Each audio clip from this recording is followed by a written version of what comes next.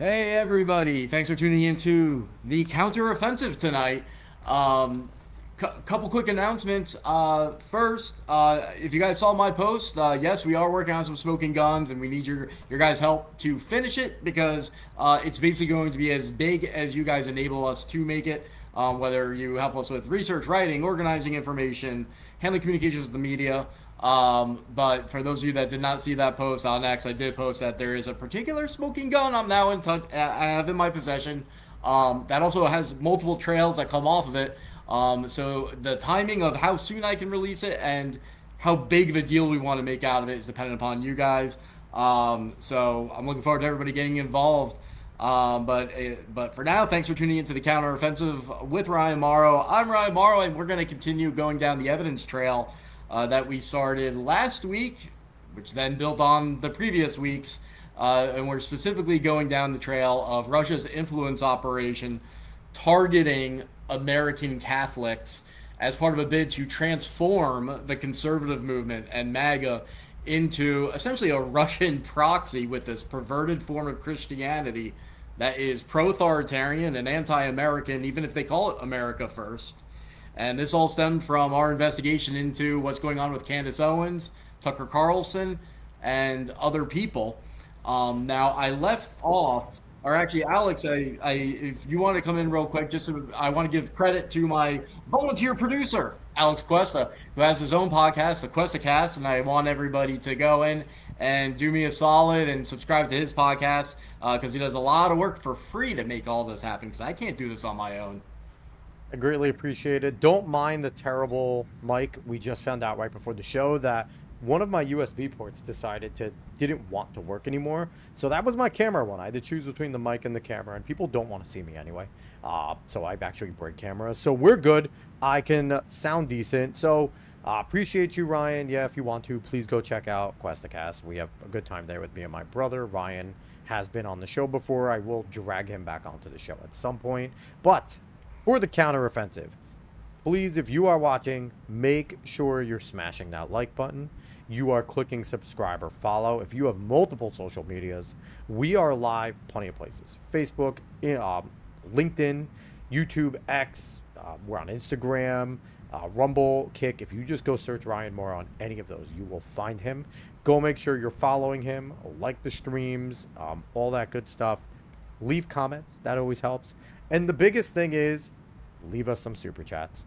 Main reason, I am going to do my best to pop in as many of your comments in the chat as possible that's pertinent to what's going on. You're going to see yourself flash up on screen. It feels cool. If you want Ryan and his guest tonight to answer your questions, the best way to do it is to send the super chat. Not only does it help keep this show going because it costs time, and time is money for Ryan to do all the research that he does, but it also helps YouTube know, hey, people like the show. And then it gets up in the algorithm, more people can watch it, and then that's more people getting information that you're not getting from mainstream news, or even, to be quite honest, a lot of right-leaning channels that a lot of us follow. So it's super important. We appreciate it, and enjoy the show, everyone. It's going to be a good one. Take it away, Ron. Awesome. Thank you for that, Alex. So I just posted the donate link. Remember, guys, dollar challenge. Ask yourself if you are being entertained and that's your motivation, or do you actually want to make a difference? If you actually want to make a difference, you can volunteer through your contacts, your skills, your expertise, or making at least a $1 tax-deductible donation. That's my challenge to you. If we do all of this work for you, we give you so much of your time that you sit and watch, please try to donate at least $1. That is tax deductible, so it's less than $1. But let's get rolling with unraveling this network. I have a special guest today, Scott McMahan. No relation to Vince McMahon. Not that I'm aware of. Not Thank that you. you're aware. You know what? With his reputation, you very well might be. But I don't think so. yeah, so basically where we left off last week was I was talking about the plot against the Vatican, against the Catholic Church. Alexander Dugin, most people don't know this, while he's trying to fashion together an alliance between the Russia-aligned Orthodox Church and trying to represent the entire Orthodox Christian world and have an alliance with the traditionalist Catholics. He's actually talking about destroying Catholicism, and his plot is to do it from within. So that's the context of all of this. All these Catholics that are embracing the Russian influence operation, embracing Dugin and Putin, you're falling right into their plan that's been stated, and they've just been counting on you to be too lazy to realize it. And that's really what's happening. And so we basically crescendoed in the last episode to talk about the former, essentially the ambassador of the Vatican to the United States, who switched sides. He criticized the Pope and said that there was a scandal based off of information that was, my understanding, already out there. And then he said, oh, I have information that the Pope was involved in covering up some of these crimes. I don't know if it's true or not. My understanding is that there is no proof. He did not actually provide proof of that. And then he became very pro-Russia. We looked into it. It turned out he was pro-Russia going all the way back to like 2014, but then and then it really came forward. And the way we got to him was we were looking at some of these Russia-aligned Catholic groups that embraced Candace Owens immediately after she was fired from the Daily Wire for being anti-Semitic, which for most people would be a little of a disqualifier, but for these groups was kind of like a job qualification. And so they immediately wanted to get the star on their side and benefit from her being available to be embraced, and brought her into the fold. And we looked at those organizations. That brought us to this former Vatican official who is aligned with Russia, and we investigated him. And then I teased last episode, the end of it, by saying that this former Vatican official who has embraced Moscow as the third Rome and is wrapping in Catholic prophecy and merging it with Russian prophecy, and the Russians are merging it with Islamic end times prophecy into this really, really dangerous anti-American ideology. I said, well, the trail doesn't end there. And I said, there's somebody who he is very well connected to, someone who I've seen people simultaneously shake in fear of in the conservative movement. Personally, I've seen this, while at the same time being in love with them. A very short, like I've never seen someone have such a hold over the fundraising apparatus of the conservative movement, such a hold with big donors. I've never seen pro-Israel, really pro-American, conservative, MAGA type people fawn over someone while at the same time saying, you better not cross him, even though everybody knows about the evidence out there. And the same individual has national security professionals around him who go around talking like they're James Bond. He builds a political infrastructure with a lot of people saying that they want to make him president. That's also massive. So he has his claws in all of these different areas that makes him a real powerhouse, not just in one sector of the conservative movement, but multiple. Fills pews of people who treat him almost like a modern day prophet, as the guy who's going to rise up during the end times and save America, like a modern day George Washington. All of this wrapped together. And we're going to reveal who I'm talking about in a second. But after I reveal it, you're going to want to stick around because, first of all, the stuff Scott, my guest today, McMahan, has told me, even I didn't know about, and has shown me proof of, blew my mind after I already have piles of information on this operation that we're going to expose. He gave much more, and there's a lot more to come. I anticipate what they'll end up being multiple episodes over time with Scott, because I couldn't believe what he has provided me. Others have provided me with things. But what you're going to be really shocked by is not just the volume of evidence against the individual I'm referring to, but who he's connected to. And this is what's really been bothering me about what we're finding on the podcast, is that I had information to show you guys and to reveal. And I thought I would find out more as a result, but I did not expect it to keep escalating in terms of the network getting bigger and more powerful and more intimidating and more ingrained in every sector of society, and on both sides, left and right. And so the more I look into it, it's just bigger and bigger people I find are involved in it, more deeply involved in it. And the web just keeps growing to the point where this is going to be an uncomfortable podcast for me. Because as I promised you guys, I said I'm not going to be a sellout socially or financially. Because there's a social cost to some of this. There's people who are my friends who I'm going to name. There's going to be people who it would benefit me to have a relationship with and I admire and I really like. I have to name them, and I'm going to. And I'm going to be straight, though, with the nuance. It doesn't mean everybody's complicit with everything this guy or the Russians do. But if they're trying to gain access to a good person, I'm going to say that person's name. And it's going to be largely out of they may not feel like it's out of affection. It's because the way these influence operatives work is that they surround somebody. That's how they start to influence somebody. And I've seen it time and time again. The best people can fall prey to it. They may not even be maliciously motivated. They might just invade your limited capacity to absorb information and influence you that way. That happens to people at the top all the time because they don't have much time. They don't have the ability to just sit around and investigate everything. And so people maneuver to exploit that. So I want to keep that in mind because we're going to go through a lot of names. I'm expecting to see a lot of reaction in the chat, and please do react so I know what's landing and what isn't, and so I know what I need to explain more if it doesn't land. I need to know that in order to do this the right way. But your jaw's going to drop at multiple times. But be aware of that nuance. If I'm not saying everybody's a Russian agent or that they're on board with this agenda, just that this network's around them.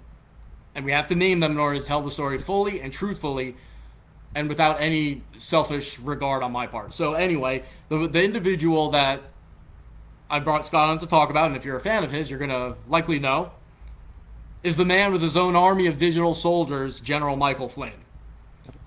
And he's much more than one guy. And so, Scott, why don't you bridge this for us from last week and tell us about the Vigano, or however you say his name, the Russia-linked former Vatican official who's kind of leading this spiritual crusade and his connection to Flynn. If you want to take it. Oh, and mention your X account, mention your podcast, mention everything because I might forget. So Sure, great. Thank you so much, Ryan. And first, I want to just applaud your courage and your diligence.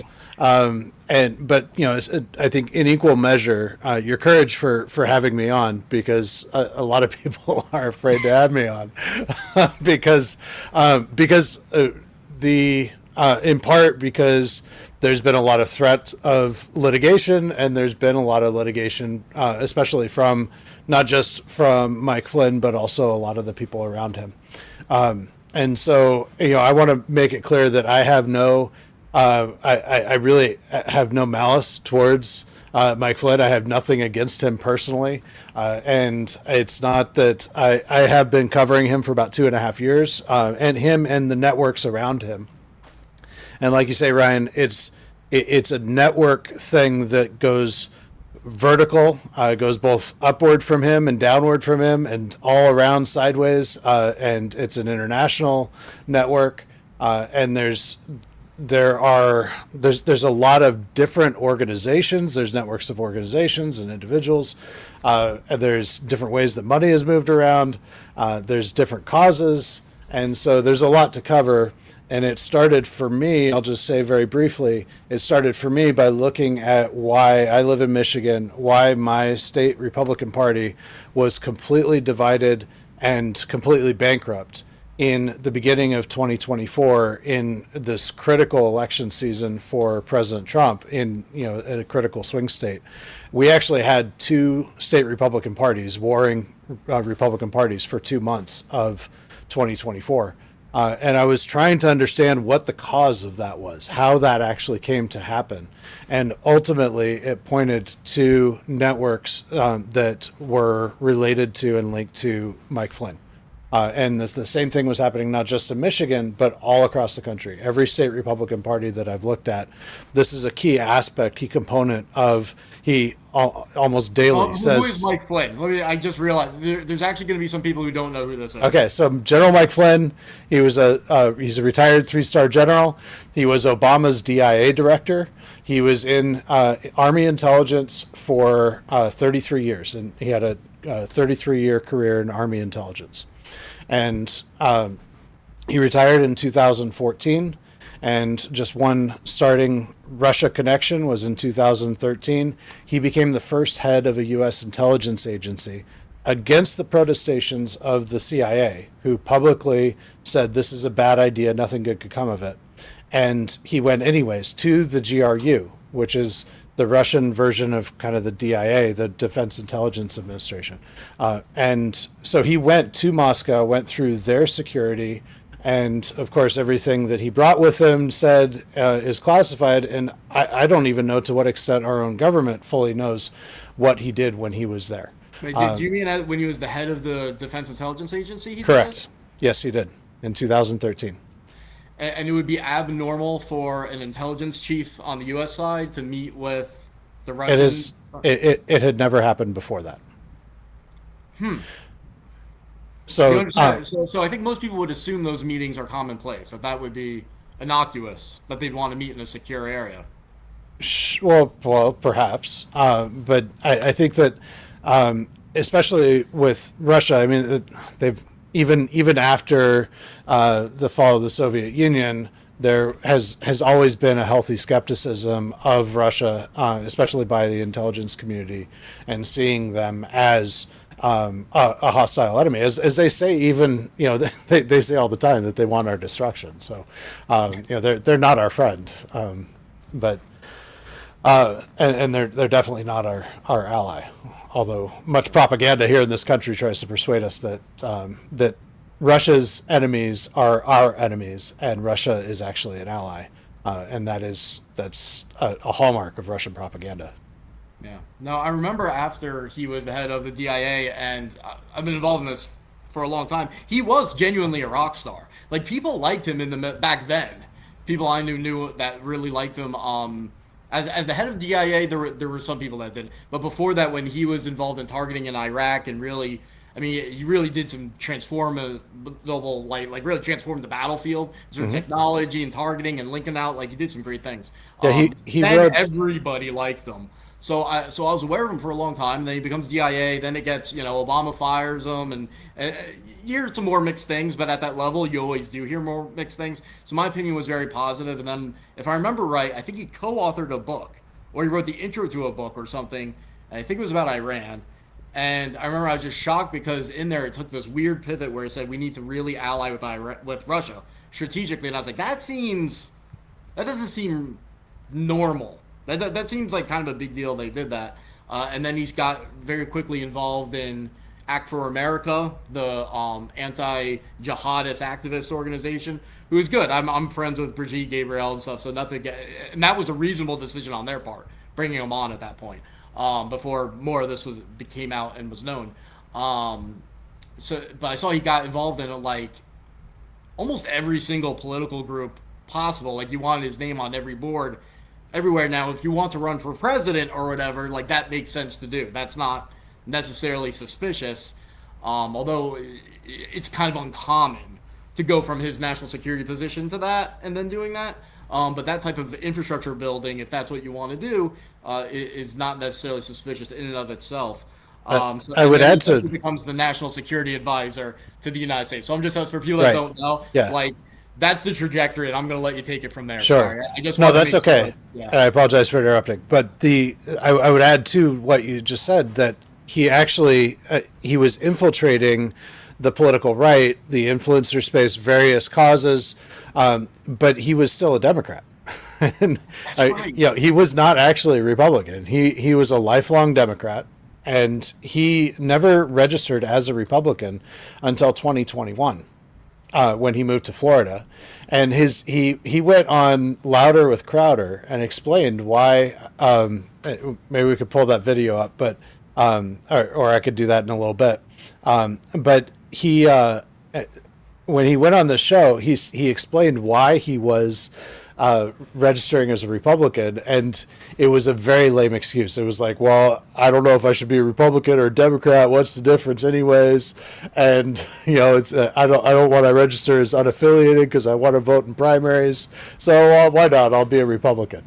But the reality is, that there was no ideological shortlist to be vice president, though, right? Because I remember then there was like people were saying, oh, but he's a Democrat, and I think he was pro-choice. He actually confirmed he was pro-choice, or at least said he was up until recently pro-choice in an interview, and so there was backlash. But I thought in 2016, like, that would have been cool, just interesting politically to see him pick a Democrat. So I remember now that he's a Democrat. It's easy to forget. But you're saying he didn't become a registered Republican until 2021. Correct. Like, is there evidence he was actually a liberal, progressive, ideologically throughout that whole time? Well, I mean, most people in the military are relatively apolitical, and I think that was mostly the case for him. But one of his closest friends, going back to shortly after 9/11, was Stanley McChrystal. Stanley McChrystal was consistently his commanding officer, and he kind of glommed onto McChrystal. And in fact, even after he retired in 2014, he formed Flynn Intel Group, which was kind of that was his first retirement project at Stanley McChrystal's home. So the registered address when he formed that LLC, that company or corporation, whatever it was, he formed it at McChrystal's home, and that friendship continues even to this day. They both continue to make positive comments of each other. And Stanley McChrystal he is avowedly Democrat. You know, he's pro transgender. He's done pro transgender, events and speeches. He absolutely hates Trump. He endorsed Kamala Harris. He endorsed Joe Biden. And so, that's Stanley McChrystal, one of his very closest friends. And they even in recent years have made positive comments towards each other about their friendship. And they pretend to be kind of at different ends of the spectrum. But when you look at, just generally speaking, because we're still kind of just giving an overview, when you look generally at the ways, at the outcomes of his political activities, and especially what he does within state Republican parties, and what his operatives and what these networks do, it invariably helps only, you ask cui bono, who benefits, and it's always the Democrats. And even you look at just this week even, and what his response and his network's response to his immediate network's response to the primaries in Florida. They're attacking Byron Donalds even after the primary. Republicans don't do that. I mean, Republicans get around whoever the nominee is. If you don't like him, you hold your nose and you support him because he's better than the Democrat if you're a Republican. And but that's not what they're doing. They're actually doubling down. I posted today about Ann Vandersteel, who's very close with Trump, or with Flynn, I'm sorry. And she said that she goes off about data centers, and she goes going off about Byron Donalds, and says that she will not support him, and that data centers are the most important issue. And then I look at the Democrat, and who's the nominee? His name's David Jolly, and he is one of his main part of his platform is he wants a moratorium on data centers, and that data centers issue is one that Russia and China really want us to not be building data centers right now. Yeah. and this is it stinks the way that the anti-data centers thing has come about.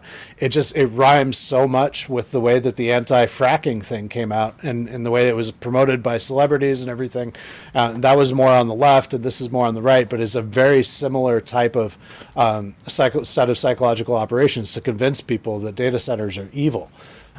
And I've noticed, like Tucker's 10-point plan, for example, to rebirth America. It all align, and this is all happening at the same time. If you look at like even Russian state media, where it's like, oh, what is the Antichrist? Like George Farmer, Candace's husband, preached this at a Catholic event, where he actually said, what is the Antichrist? It's the modern technology of America, your cell phone, and then like they tie it into AI. It's like AI, data centers, robotics, your cell phone. And what it amounts to is, if those things are devilish, so Christians shouldn't embrace them, and the U.S. needs to curtail them, well, who benefits if the U.S. curtails them? Obviously, Russia and China. You're demonizing our biggest advantages across the board in technology, and that covers everything. AI, robotics, cell phone technology, data centers, you cover everything. So these conspiracy theories have a real military impact, actually, not just a political one. But we could, Scott, just so that we bridge out the network before we get too into Sure. the operational stuff. Mm-hmm.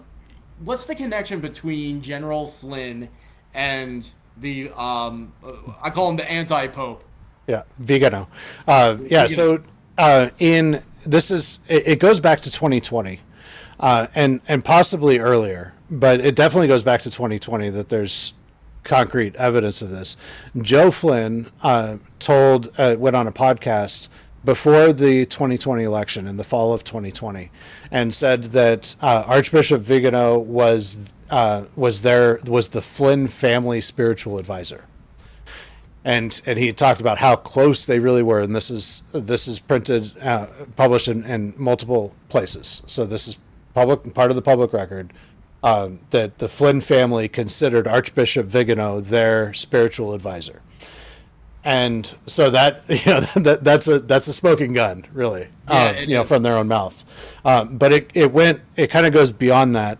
There were two big open letters that Vigano wrote to President Trump in 2020 that were both very important. The most important of those was in October, towards the end of October of 2020, right before the November election.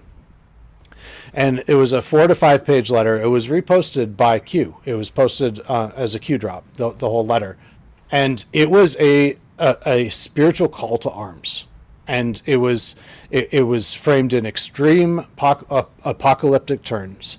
And that he was calling Catholics and Christians to fight for this country and to pick up arms, and that this was we were looking at the end of the world if we didn't win this battle that was ahead of us.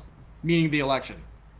Meaning the election and anything that might come after it. If Trump were to lose, then we couldn't let him not stay in office. So, and it was a setup for January 6th, but it was a setup for more than that. And I posted, I sent you earlier. There was a letter, or there was a transcript from. He went on Steve Bannon. Vigano did on January 1st, 2021. So just 5 days before January 6th. And in that, and I want to try to pull it up and read it here.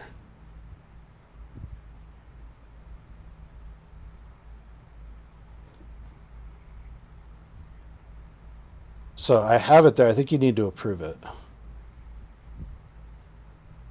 If you want, what you can do next time as you're talking in the private chat, if you know the name of the file. Democrat. I grew up as a Democrat. Okay, I just changed parties because I had to get a new license. Right. I moved to Florida. So I said, what party do you want to be? And I said, well, what do you got? And he said, oh, we got Democrat, we got Republican, and we got this thing called UA, which is unaffiliated. Mm-hmm. And I said, what's the UA? Well, if you're a UA, you can only vote in general elections. I said, no, I want to be able to vote in primaries. So I said, I'll take Republican for one kind of thing. Right? So that just did that just a little while ago. I'm a Democrat. I grew up as a Democrat. So he says that even after he's registered as a Republican, he's saying, I'm a Democrat. I grew up as a Democrat. Oh. So, so that was, and there's, I think that it's my view, but he continues on a daily basis just about to bash the Republican Party, and he's becoming more and more vocal in bashing Trump, and citing today even he said that Massey is America first. So there's, I believe that he probably still sees himself as a Democrat, but I don't know that the parties are even that important to him. I think that he's serving a larger agenda, which we'll continue to get into. Yeah, I think one of the big things I've really come to realize, and I try to emphasize on this show, is that there's people who are left wing and pretend to be right wing. People who are right wing pretend to be left wing. That goes on, but people think it's just about personal positioning and enrichment. What's being missed is that there is a seditionist ideology, and so to them, they're not being inconsistent. It appears to us because we're stuck in this binary. We're like, oh, left or right, but to them, a lot of what you hear Flynn say will be almost identical to someone who has consistently hated Trump, and then you can have someone who has consistently loved Trump or loved Trump until recently, saying the same thing, and those two people's ideology will be so close that it's actually consistent, even though, because we separate things based off of who you vote for every 4 years. That's how we do it. Most countries don't operate. Most people don't operate that way around the world, and people in the seditionist movement don't see things that way either. So it's not that big of a deal, actually. To be, they may disagree about like, oh, your rhetoric is more favorable towards Trump as the accelerationist and like, oh, bring down the system. And then someone else will say, oh, well, we hate Trump. We need to bring down the system from this other direction. But the conversation is largely the same. And now it's clearly the same, where you have people where Flynn would have said he was conservative, Republican in recent years. I'm the most pro-Trump guy, you would probably actually say. But now he's changed to where he's quite openly hostile. And he's hostile in the same way semantically, the same and in terms of issues that someone like Anna Kasparian is. Like it's really kind of fused into one thing. So it's not always just about being a grifter, although I mean there's certainly incentives to be a grifter. But this doesn't always resonate with people exactly how you're dealing with a different ideology to where this isn't that big of a gap like it appears to us. But yeah, go on and tell us more about like the significance of the spiritual connection with the ex-Vatican guy connected to Russia, because that really is astonishing that anybody of influence would say my spiritual advisor, my family's spiritual advisor, the guy who teaches us about God that we trust, is the one that says holy Russia, essentially. Who also has a history of anti-Semitism. Who, after he was removed and kind of excommunicated, that he was recommunicated by another person. Oh gosh, what is his name? Williams or something. Who also was he was actually a Holocaust denier, and very explicitly anti-Semitic. But anyway, so go ahead and bring up this file if you could, Alex. So this is from a transcript of that January 1st episode of War Room Pandemic. It was what it was called then, with Steve Bannon, and Vigano these are the words of Vigano, and he said, in order to bring down the deep state, and this is again the context, this is right before January 6th. You have Flynn and his network. There was these digital soldiers that were all online. They were on Telegram, which obviously has links to Russia. They were on various podcasts, and they were consistently pushing 1776. We need martial law.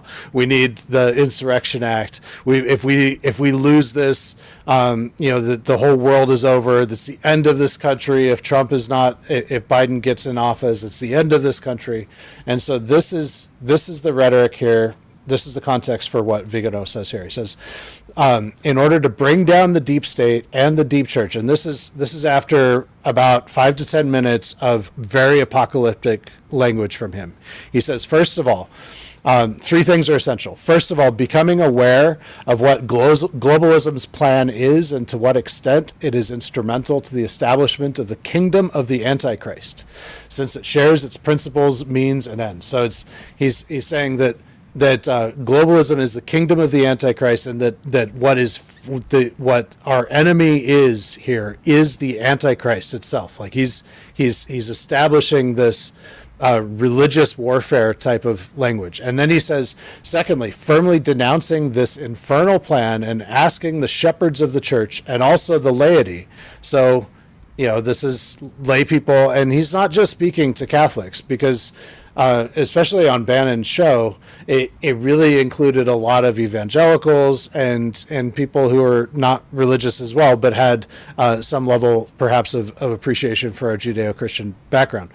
And so he's saying, the laity, the lay people, so it's not just people who are leaders of the church, or the shepherds of the church, but everyone who calls himself a Christian, to defend the church, breaking their complicit silence.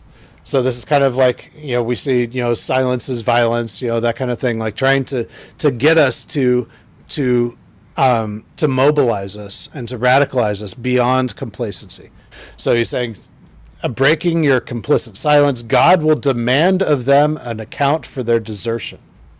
And so then he goes on. I'm going to skip ahead. He says, did you say that? Or I might have been so shocked I missed you saying it, but I just want to point out, to bring down the deep state and the deep church. Did I say that?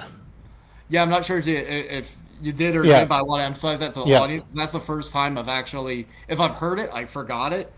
But just so the audience knows, this is the first time I've actually read this document. I was not aware of this. Yeah. And this is one of the most evil things I've ever seen.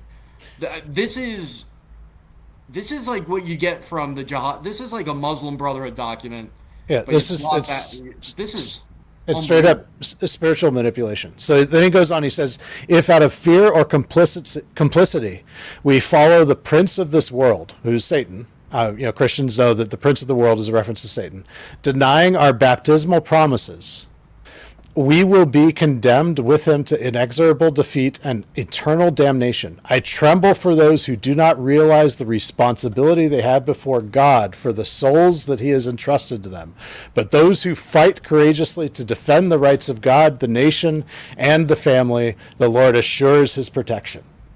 And so he's setting this up. He's establishing this as a spiritual war, and even establishing that you are on the side of Satan if you do not pick up arms to defend your nation. And again, this is just 5 days before January 6th.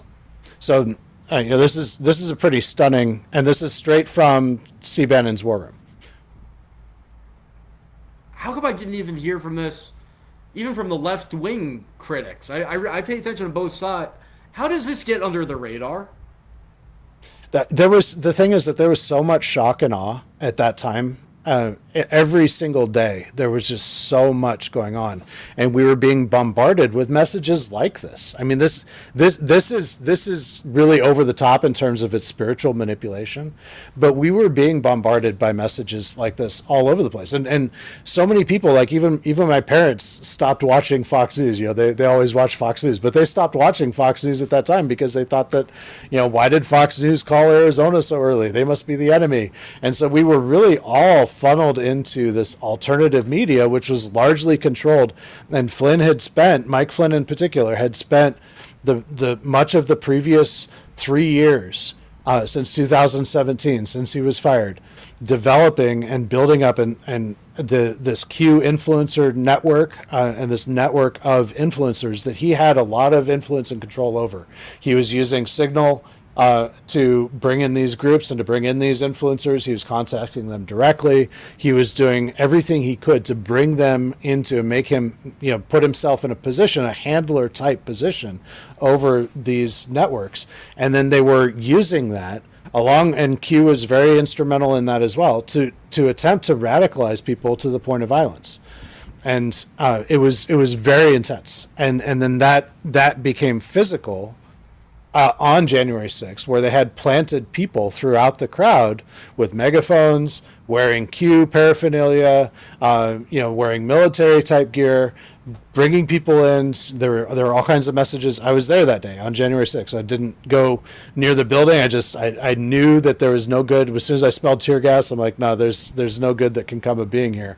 And so my buddy and I left, but I saw all the ways that we were it was the same kind of stuff that this was going on right here, where there was spiritual manipulation by key people and vectors within the crowd on January 6th that were trying to tell people, now's the time to fight for this country. You have to pick up arms, join a militia, all of these types of messages that were coming through. This is a spiritual God, and Satan is trying to destroy us right now. Get in there and fight for this country. And so the same types of messages, it was all very coordinated. And this doesn't really happen in the real world by accident. Like, people don't just spontaneously come to these ideas and start pushing these messages and have a blow. It's too big of a gap. It's from your normal discourse that you have. Now, there's something I've never said publicly that I'll say now. So at the time this happened, I had my own intelligence network with the group I was working with. So I had, I think at the time, 4 or 5 analysts under me. I had human sources. That's what I've done for most of my living, that type of thing, and I still do a little bit of it now.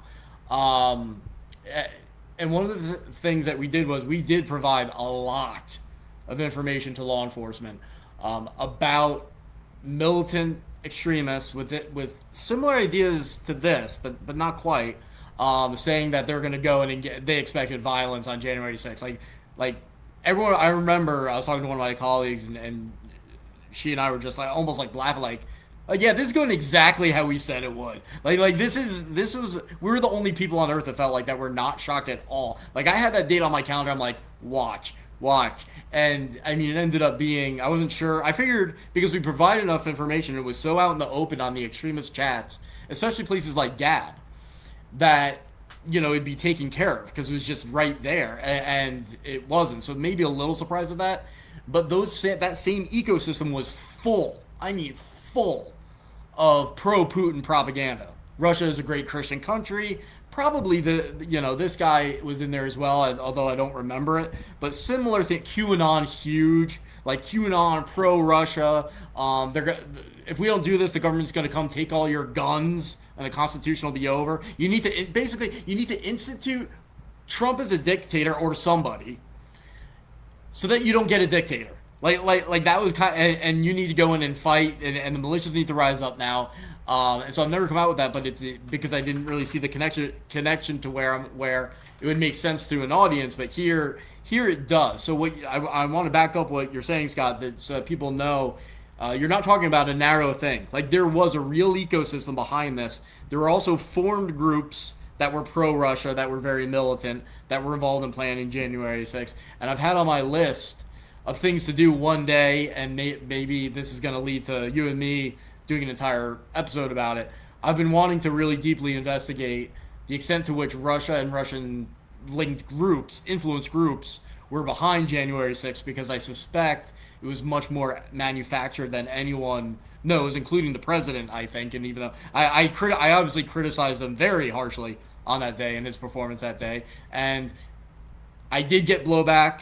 And people kind of subtly threatening the future of my career, and it would be coming from the Flynn universe, not him directly, but like that part of politics, people didn't like that. I was saying, very negative things about the fact that Trump wasn't telling these people to stop. Now, I don't want to get into a political direction. I don't even want to get on that topic because it's like that's small compared to what we're talking about here. But I want to illustrate that bigger point that you're talking about an almost like Anwar al-Awlaki or Bin Laden type spiritual figure instigating this stuff. Probably more of an operational role through Flynn and perhaps Roger Stone and these other people, who knows, these different militant groups. But on an ecosystem level, I saw this coming, and I can absolutely confirm it was a fusion of QAnon, radical militia, anti-government militia types who are paranoid, InfoWars obsessed types people, and pro-Russia propaganda throughout. And I saw it coming. So it's shocking that document, what you just showed, is just absolutely shocking to me. Now, the thought just came to my mind, Scott, and let me know if I'm interpreting this correctly. The part in there where he assures everybody, if you engage in this Christian jihad in the next few days, January 6th, whatever you want to call it, this holy war, you'll be protected by God. When Trump pardoned everybody, because it sounded like he didn't want to spend the time going through each case, because I understand that there are parts of prosecution being too aggressive, whatever, but he was just like, I believe the quote that came out to the media was, he said, F it, and pardoned them all. That's right.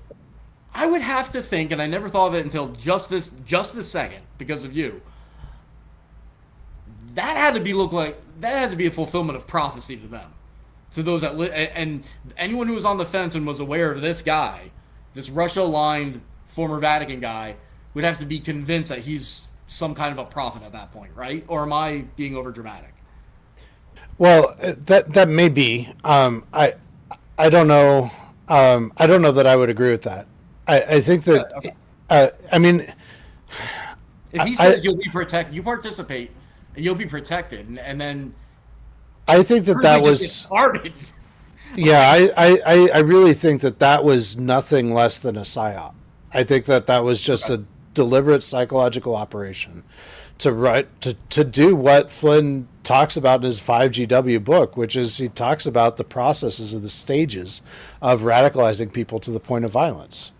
And that is what they were trying to do. And this goes back to some of his there's a DIA white paper that he wrote in 2000 that he wrote the preface to in 2013 called National Security Challenges, and it talked.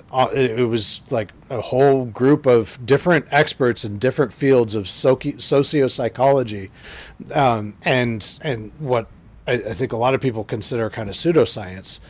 But it was about how to identify individuals and groups that are prone to radicalization.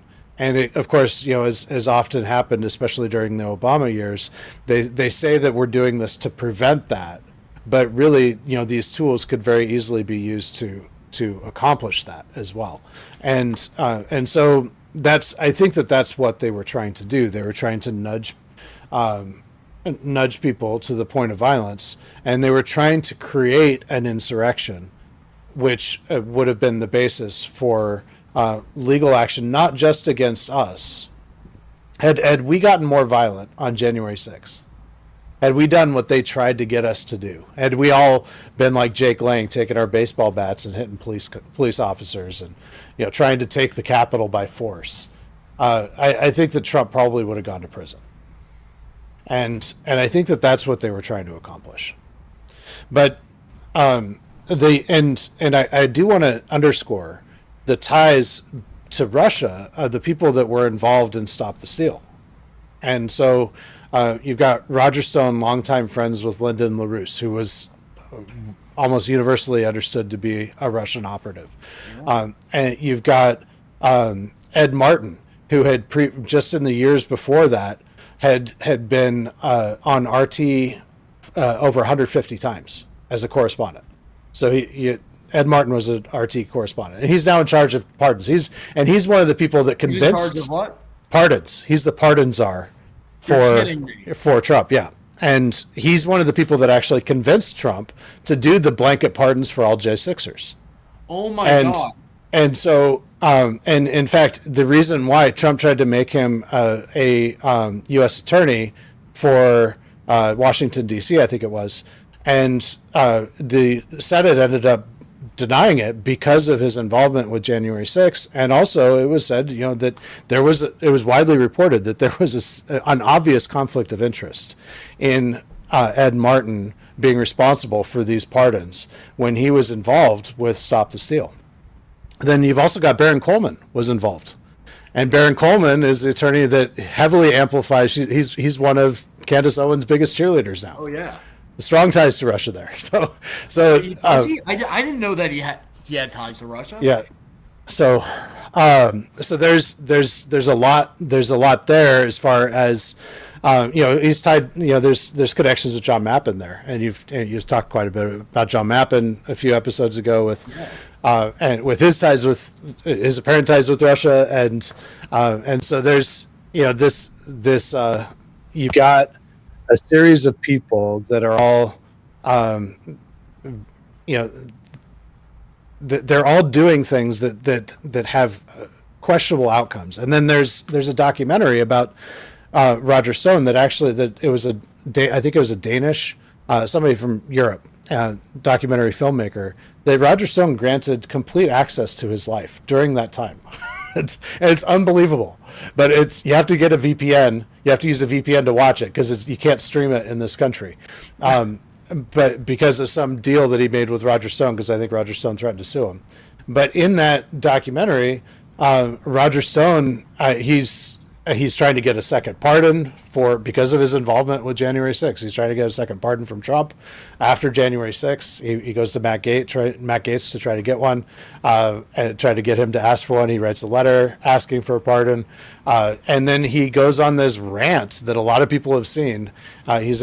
It's shooting him in the back of the car, and he calls he calls Ivanka Trump an abortionist bi, and he's just yelling expletives, F this, F that about Trump. And he said that if I see him, I would punch him in the face. And he said, I would impeach him. I would impeach the MFer. And this is all that, I can look for that video in a second. It's very explicit. I don't know if you want if that's okay for your audience. I'll make the call on that. I don't know how that affects the algorithm or because I know people skip people avoid that in YouTube video. I don't have any moral problem with it. Right. I know some people skip that stuff because of something with the algorithm, or I don't know. So I'll let Alex make the call on that. We're all Alex. adults here. As long as there's certain no words on YouTube that you can't say. As long as there's no like egregious words. No, it's You can Roger drop Stone. it. It's going to be drop it. egregious words. You can say most things. You can't call somebody a French cigarette. That is a no word on YouTube. There's certain things, but if it's just typical like F-bombs and shit. I mean, what are the negative consequences? If we play and YouTube doesn't like it, what happens? No, they could just demonetize the stream and then that's it. You're fine. So Roger Stone said, so here it is right here. And Roger Stone said that about this, just to give his side of the story. Pause it for just a second. He said that this was AI, that this was all AI generated. But the problem with that is that it was published before there were AI. The AI was actually capable of generating videos. So it's not his claim that it was AI generated is just not. It doesn't hold water. So with that, let's go ahead and watch. Yeah, how can they do that? Right. You don't understand people I do. Rod should hold a press conference today and call for Trump's impeachment. That's what I would do. I'm going to do it. I'm supporting impeachment. I'm supporting impeachment. He must be removed. His son Jared must be prosecuted. I want to know how many change saves I've been, and I want a federal investigation. I'm filing a complaint with the FBI this afternoon. Fuck these people. Right. So, right.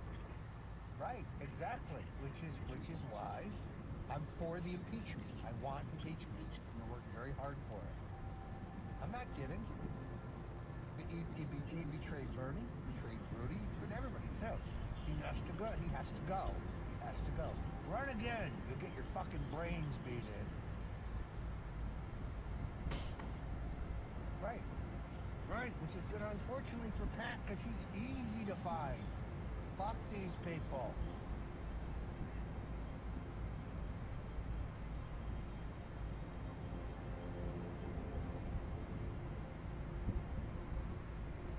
Let's be very clear. There is no van-in, cocksucker. It's one sentence.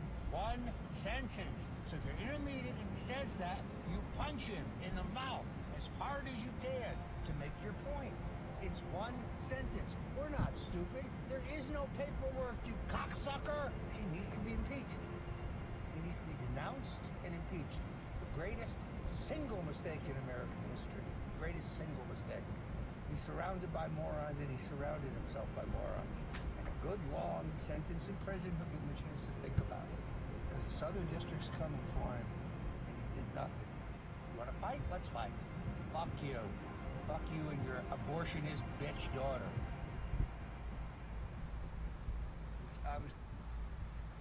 Well, I'm glad he's a Christian. Yeah, it was right around that time. I think that was actually after he started saying that he had found Christ. Yeah. There's been people I've talked to. I live in South Florida. He's making quite the show that when I said that on X, because he is making a show of it. He's being very loud about how his newfound faith, which I hope it's true, but. And he got very angry and then blocked me because obviously showing the confidence of someone who truly believes in God and that they're on the right side, that they can't even handle that.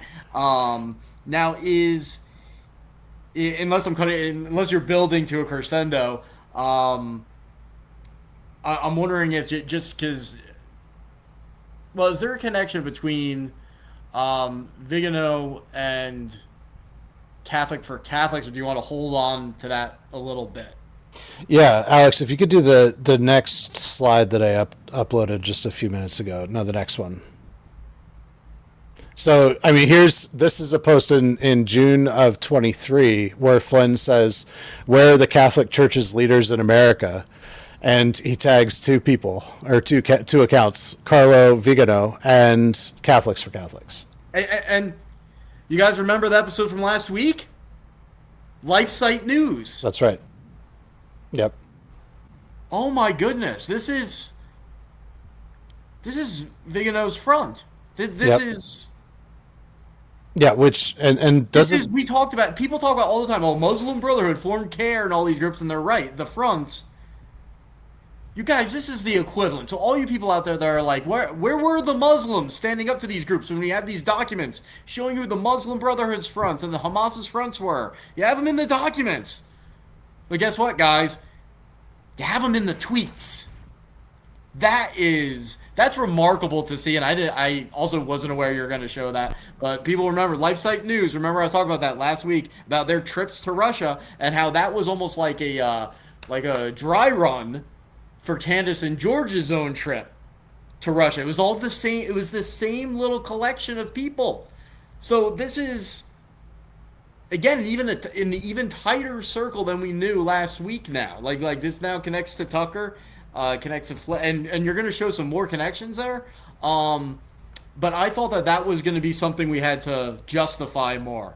I wasn't aware that you had that screenshot that just puts them all We right, could just like a cell, like that. There's the sleeper cell. Well, they're not sleeping, but the very much awake and manipulative cell. Mike Flynn made that one easy for us, didn't he? Yeah. Whew. So I'm going to bring up, unless you have it handy, do you want to show the slide of, so fast forwarding up to Joe Kent's resignation, and that resignation letter from Joe Kent was, I mean, it was clearly subversive against Trump. I mean, it just, Oh yeah. and then within hours of him publishing that on X, it was literally just hours. It was like the same morning. Flynn arranged for Joe Kent to be a speaker at the upcoming Catholics for Catholics event with him, Matt Walsh, Candace Owens, and there were a few others there too. But that event was that week. So this was just like 2 days later. Flynn hurried up and he made this. Let me find it here. Yeah. While you do that, I'll just point out, if I remember right, there was backlash against Matt Walsh because part of the Daily Wire, obviously affiliated with Ben Shapiro, that he was speaking at this event with Candace Owens, and so I believe he just gave a video rather than appearing there in person. But there's been enough little. You've seen Candace publicly try to reach out to Matt Walsh and emphasizing, oh, I'm such good friends with Michael Knowles.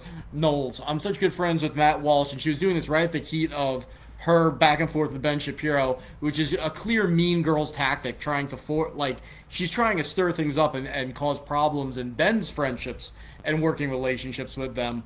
And so I've long believed, based on my study of this whole op going back to 2018, this op includes targeting Daily Wire. I think it's ongoing. I think they're non-violently for now, but I mean, who knows? I think they want to get Ben Shapiro. I honest to God believe that because, well, first of all, of course they'd have to, but these trails, like, they're in there, they're just not succeeding. And I remember just my jaw dropping when I saw this. I was like, they're making inroads towards Matt Walsh at this point. The fact he even agreed to that in the first place, whether he then changed his mind, was like, I won't be there in person. The fact he agreed to that when your employer is a Daily Wire and like the guys who made you Matt Walsh, like Ben Shapiro, you're gonna do that? That's some manipulative stuff going on there. So go on. Yeah, sure. Yeah. So you meant what do you mean by they want to get Shapiro? You mean they want to get Shapiro on their side? If they can, they're not going to succeed. Right. But I think for sure, I mean, the operatives, well, first of all, you would logically have to, if you want this thing to succeed, like you want to go after the big dogs. But then, I mean, Candace Owens was there. Now you see Matt Walsh is like, kind of, and Michael Knowles is, Michael Knowles is right there on the, he's like, talking his way right up on, from the fence. So of course they're looking to influence Daily Wire and therefore influence Ben Shapiro. Like, I would not be surprised one day we found out somehow, Ben Shapiro gets kicked out or he quit or I don't know. I feel like it's leading to something. But go on. Well, I mean, it might just be leading to, it's possible that, I I'm not advocating for this, but I think that what Turning Point is doing and keeping Posobiec on, for example, it's a very similar type dynamic where I think that they think that they can kind of contain the right flank to an extent, and I had a conversation with somebody at Turning Point that explained it to me that way, that's what they're trying to do is and that's what Charlie was trying to do as well. Charlie Kirk was trying to, that's why he brought Poso in, was to contain the right flank. And maybe that's what Shapiro's trying to do with Walsh. But he's clearly, he is in with these people. I mean, he runs in the same circles, and he says as much as he can without, there's a hard line somewhere, and he continues to push that line over and over as he goes. But yeah, and I agree with C-Star there. I think it's a mistake. I personally think let your yes be yes and no be no, and let's just, if we need people to be who they are, who they say they are. Yeah. I think we as the American public, and we're all so tired of these mind games, and that's really what it is. So why don't we do this just so that for the sake of a short clip? So we'll say, so here's the connection. So we know a senior Vatican official, the former Vatican ambassador to the U.S., becomes a Russian influence agent, and the spiritual leader to General Michael Flynn and his family, and they together work on this Russian influence project targeting American Catholics, one of which is Catholic for Catholics. Now, why don't you name some of these speakers at this event that we're showing? So if you want to bring that back up. So we got, and I don't know much about Cardinal Gerhard Mueller. Do you? I don't. Okay. So obviously we got Mike Flynn, we got Candace Owens, we've got Joe Kent, Matt Walsh, and Eduardo Verastegui. I don't know much about him. But then Carrie Pergine, she's very close with Candace Owens. And then John Yep. John Yep is actually the founder of Catholics for Catholics.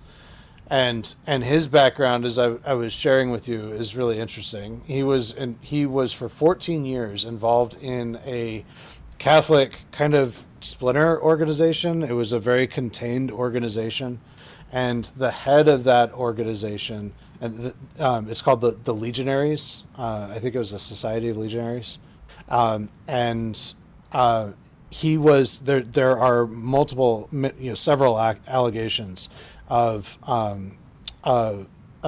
various forms of sex abuse within that organization. Not of John Yep. There's no allegations of him, but within that organization, and it's described frequently by former members as being very cult-like in having a very strict and strong culture of control and secrecy and elite recruitment. And so he was involved very intimately in that organization for 14 years, and then he goes on to found Catholics for Catholics. It's unbelievable. Oh, Catholic for Catholics, but I mentioned this last week, in case you guys didn't know. They're the ones that, if you're familiar with Russia-linked Elizabeth Lane, the one who seemed to threaten my safety, and is because I exposed that she's connected to Russian intelligence and advocating for domestic terrorism on U.S. soil, attacking Zionist officials, engage what it sounds like, but I don't know for a fact, honeypot operations. She admits that she dated veterans, and then the information they shared with her, she then gave to the Russian special forces. And she was the one that was just on Tucker's show. She gets mad at me for exposing her. She appears to threaten my physical safety, but if not that, then definitely threatens my livelihood. And then she says, I'm working on getting play you back. The threat again. We still have the threat if we ever want to play it. It is here, just so you know. But why don't we? I think we played it last week. We'll skip it. And she goes on Tucker's podcast a few weeks ago, 3 weeks ago maybe, and they mentioned my name 38 times over 2 hours. So if you think there's something to this, that should be your proof. I mean, Tucker, I'm not aware of, with the exception of Trump, them mentioning anyone else's name in a single Tucker Carlson podcast more than that. I mean, Trump, of course, is the president of the United States. But to have it happen, like, that's remarkable. So that means, guys, we're on to something a focal point of the entire operation to get a response like that. But here's why I'm mentioning it. Catholic for Catholics, the group that we're talking about right now, connected to Vigano and Flynn, this whole thing. The thing I showed last week was that they are posting on social media that Elizabeth Lane is a good church shepherd, whatever they call it, or Christian shepherd, something like that. We need to appreciate them and stand by them. So that gives you an idea of what type of group this is and what their true priorities are, because she's not exactly a figure that a church-related organization would ever want to uphold as a Christian model to follow. If you were to listen to that audio, and actually, I think now that I said all that, Alex, especially if we have the screenshot, I think it's worth us doing that one more time. And I'm playing that clip with, if we have it, the screenshot of Catholic for Catholics, the group we're talking about, praising her as a Christian leader.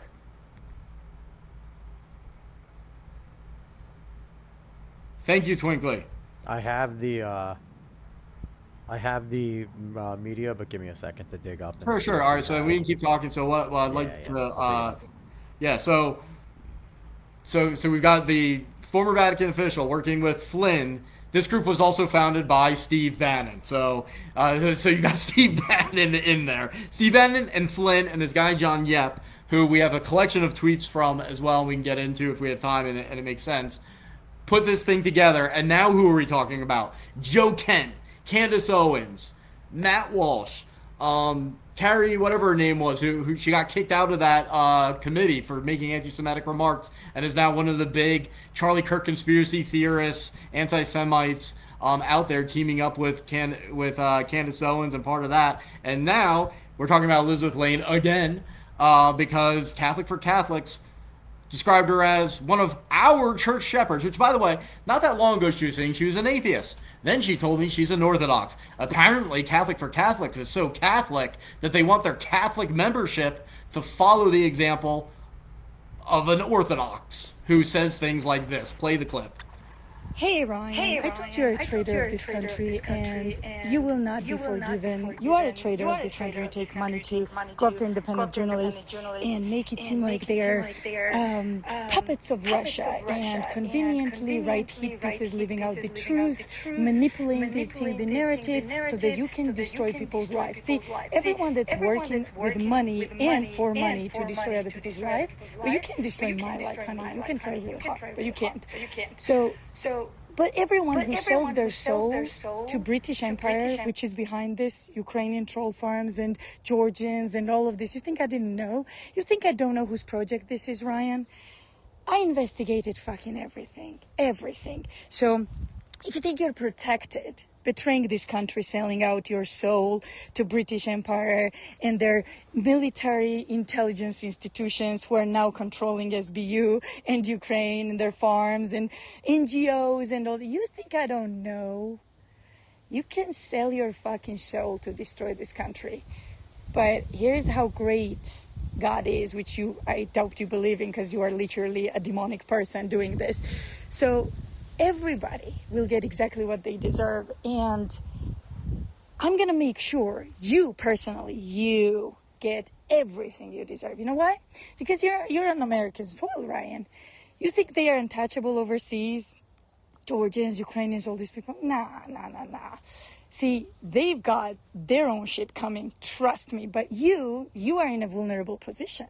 You're in a very vulnerable position because you're a traitor on American soil. Now, a lot can be done there, Ryan. A lot can be done there. And trust me, all I've been doing these last 2 weeks is thinking exactly how to make you pay. You know why? Because you're a traitor of this country. And you're taking money from foreign sources through NGOs to literally try dismantle our institutions, our press, free press, by the way. So here's what I'm gonna stop talking to you, because what's coming for you next is not gonna be pretty. So stop destroying this country, you fucking rat, and stop talking to me. I warned you one time to stop talking to me because you're a traitor and I don't want to be associated with traitors. I'm a patriot of this country. You, on the other hand, are a rat, and I don't talk to rats. You know, I wonder if Gary knows how big of a rat he is. Does he know? Did you tell him? Or he doesn't even know what he's doing? Well, I have a sneaking suspicion he's gonna find out. So have a good day. Take a deep breath, Ryan. Take a deep fucking breath, Ryan. Don't forget. And stay tuned.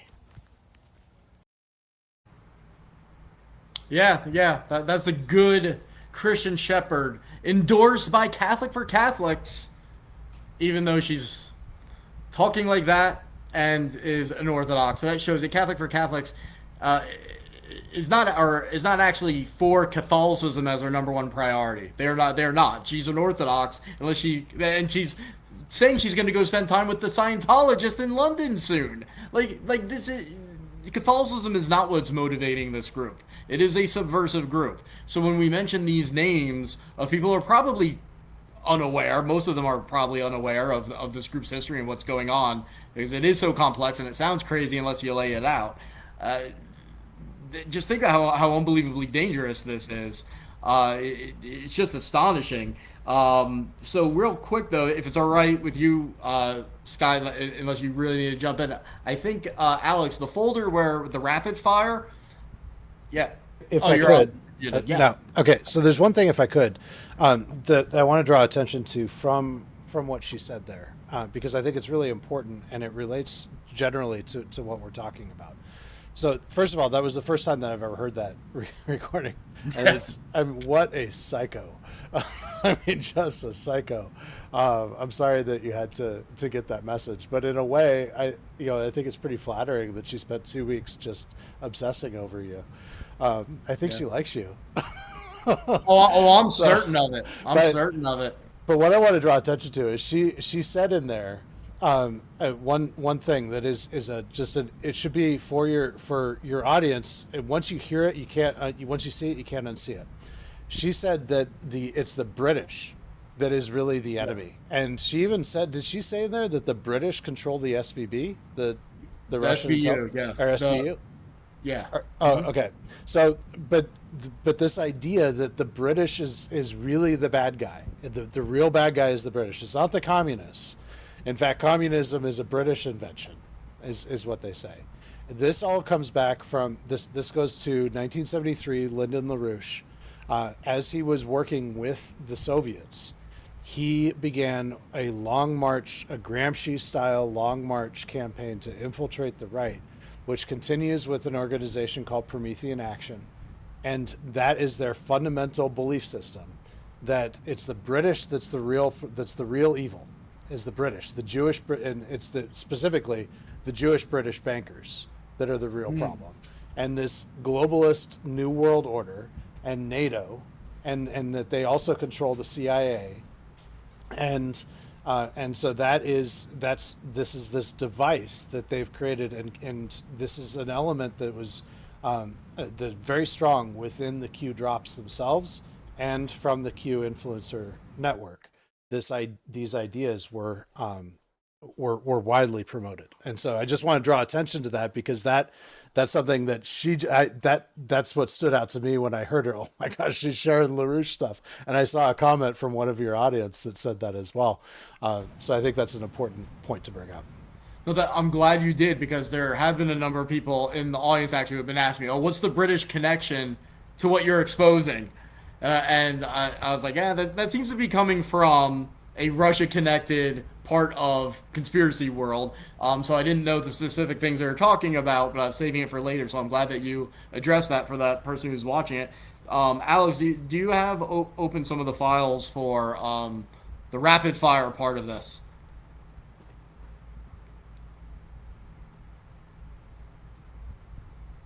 All right, guys, we just want to go through some of the names involved in Catholic for Catholics, who apparently believes that Elizabeth Lane is a good shepherd and is under the spiritual guidance of the Russian influence agent Vigano, who is also the spiritual advisor leader over General Flynn, who with Steve Bannon created this group. So the names we've got that you guys will recognize: General Flynn, we've got Steve Bannon, Elizabeth Lane, newcomer. We showed before Matt Walsh. We showed Joe Kent, Candace Owens, Carrie. I forget her last name. Let's see who we've got here. So Jason Jones is someone who I would consider to be a friend. He did amazing heroic work with me in Afghanistan helping people. But he is a Catholic. I would say anti-Israel based on the stuff that he puts out there. So even though I appreciate his charitable work, like I said, this is uncomfortable for me, guys. I don't get anything out of this. But I'm not going to hide the truth. I'm not going to do the tribalism game. So he's speaking at the event, so he gets named.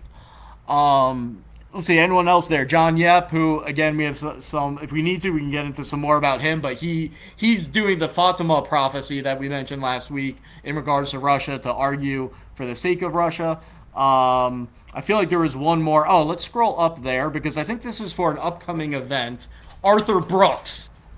If I remember, that's the guy who used to be at the American Enterprise Institute, if I remember right. But I know I see him on social media all the time because he does a lot of like really good motivational and like self-help psychological things. Like he's kind of moved into an unrelated space. So I was shocked to see him there. That gives this mainstream power and credibility you wouldn't believe. Not just with conservatives. I mean, the Conservative Inc. He's a huge player. But his mainstream appeal now, the population overall, especially the younger people on social media a lot, is unbelievable. Unbelievable. Because it's good content. I recommend it to people all the time. But he's the keynote speaker at this event. So I'm going to try to contact him, or if anyone else out there knows him and has advice on how to best do this in a way that's least awkward, I would like to do that. All right, we got another one. And I'm sure there's other big players in this. I didn't look up the bios for everybody. Here's from another event. Jack Posobiec, who previously promoted Dugin. But that was years ago, and then he deleted it. So, I just want to be fair. Frank Pavone, I believe I've talked to him, actually. He's a pro-life activist. Michael Knowles. Again, I can't imagine Michael Knowles being on board with any of this. But I don't have a personal connection with him. He follows me on X, so I can't like call him up on the phone and be like, "Hey, hear this message." I mean, how do you not feel defensive if you're him? And it's like, "Hey, I want to tell you about the people, the group that you're associating with." Roger Stone, Tim Ballard. I mean, come on. I just want to pop in. You see Steve Friend over there. Steve Friend is a former FBI special agent that was unceremoniously moved out. He has his own podcast. I've had him on my show. And he was bumped out of the FBI because he was one of the FBI whistleblowers during the Biden administration. And he is someone that has a big gripe with the current administration because he was one of those FBI guys that Kash Patel made a big show that he was going to get them all back pay. The whistleblowers are going to get it back. And I could say with a lot of confidence that they have seen nothing. So I talked. I can't say I'm friends with Steve Friend, but I've had Steve Friend on the show. We have chatted, and so he is a former FBI whistleblower. So just for context, he's not a nobody in this. I would add Steve Friend is also very close friends with Kyle Seraphin. Very close friends. He's on Kyle Seraphin's show all the time. Kyle Seraphin he's a massive chaos agent, and Steve Friend is kind of partners with that, and he was involved in that same circle that was pushing the whole story that a female, I think she was with the FBI, that was the actual J6 bomber. That's right. And I studied that story in depth, and there nothing about their claims were verifiable at all. And Steve Friend has also made several appearances on Alex Jones' show. So we'll let that stand. And if we just scroll down a little bit, guys, this one, get ready. You're gonna, if I don't see a reaction in the chat on this one, Jim Caviezel, you guys know who that is? Jim Caviezel. He played Jesus in Passion of the Christ, and he got into the QAnon thing. But still, reading that yesterday when I found this, and everything we've been talking about, the biblical and spiritual significance of all of this, and the duality, and Candace accidentally admitting she's demon possessed. I don't know, but like just all these things. When I saw that was a sucker punch. It was like, you want to talk about I mean, it's awkward for me to even say because I'm so academic and journalistic in how I say, but you want to talk about like the appearance of demonic influence and the duality which the Bible describes what that looks like.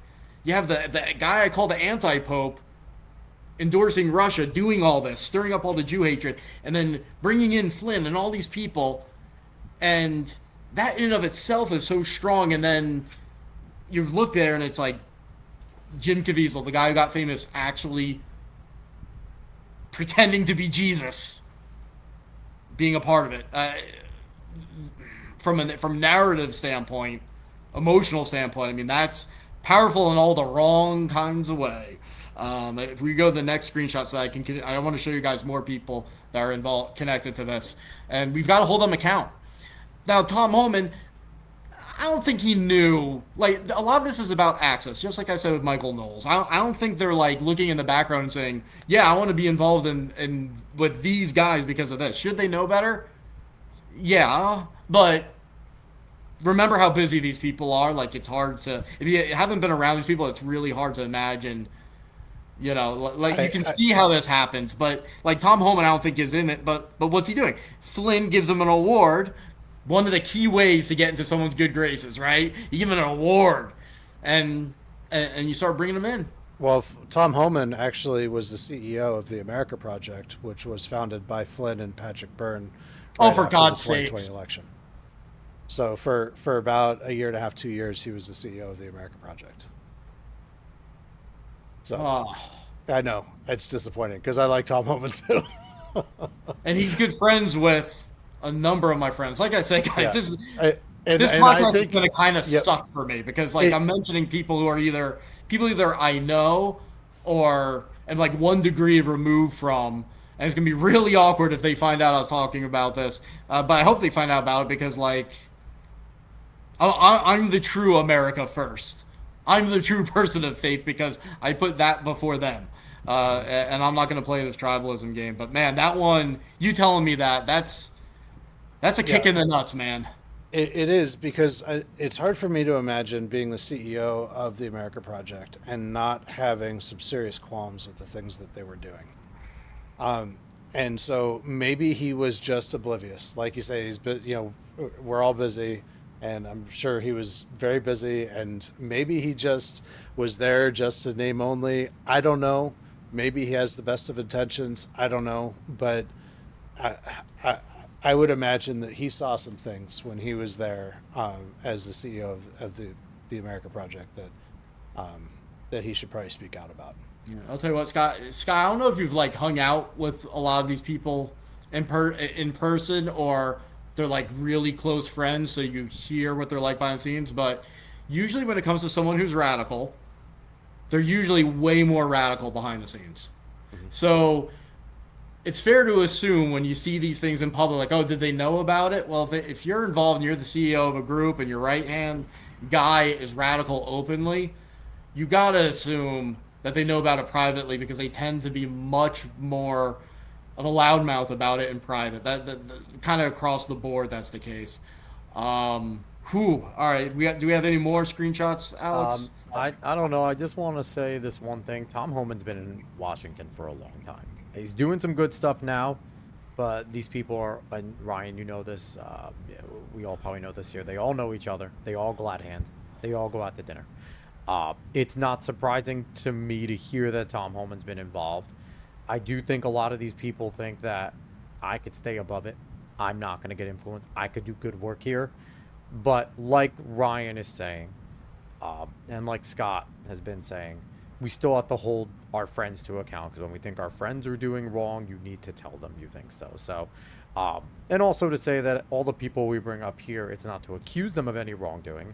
It's just to say this is where they are connected to. And if Scott or Ryan thinks someone's doing something wrong, they will flat out say, no, this person is doing bad things. But, yeah, I just want to remind everyone. Yeah. Tom Homan. Well, I'll be clear. I don't think they should be associated with this at all. I still don't think that this is a good. But the only way I would ever say be associated with it is if they give you a speaking engagement and you use that speaking engagement to subtly and respectfully challenge a few of the, like, you feel that you could do more good on that audience and undermine the agenda by being there. You have a moral obligation, if they embrace you and give you a platform, to undermine the agenda that is so sick and anti-American if you know about it.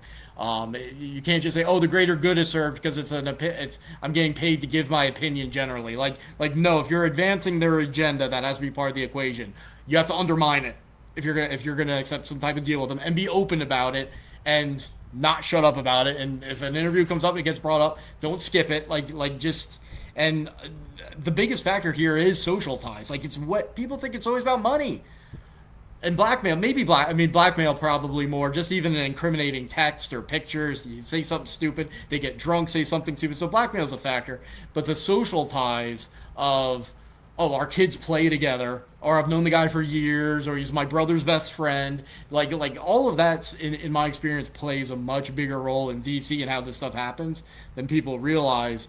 That's why it's so hard to, you have to basically break up with somebody over this, and there's negative consequences for doing that. Are there other screenshots, Alice, we want to go through, and then I'll let Scott take it away. But I want to continue naming these people so that while we're on a roll here. So that's more Steve Bannon. Oh, I think that one. Can we scroll down on that one? Or wait, let's go up. Oh, that's from the 2022 founding. That was just to show that Steve Bannon and General Flynn formed it. Oh, but you know what? Keep going down. I think there's something in there that I think Scott can definitely scroll down a little bit more. Oh.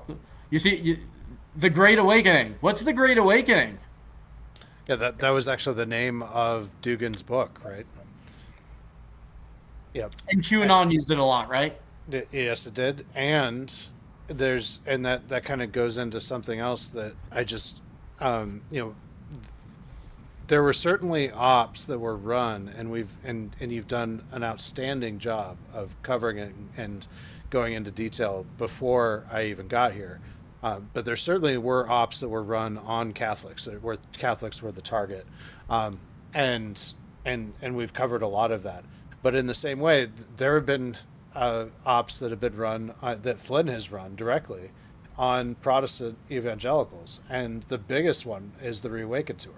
And if you look at, and I'll pull it up here in a minute, but if you look at the imagery and the marketing imagery and their logo and everything that Clay Clark and Flynn did for the Reawaken Tour, it's an exact mirror of the imagery for and marketing materials for Dugan's book, The Great Awakening. They use the same font. Here, let me pull it up. I gotta find it. That's one of the scariest things. Scott, I'm never inviting you to a party.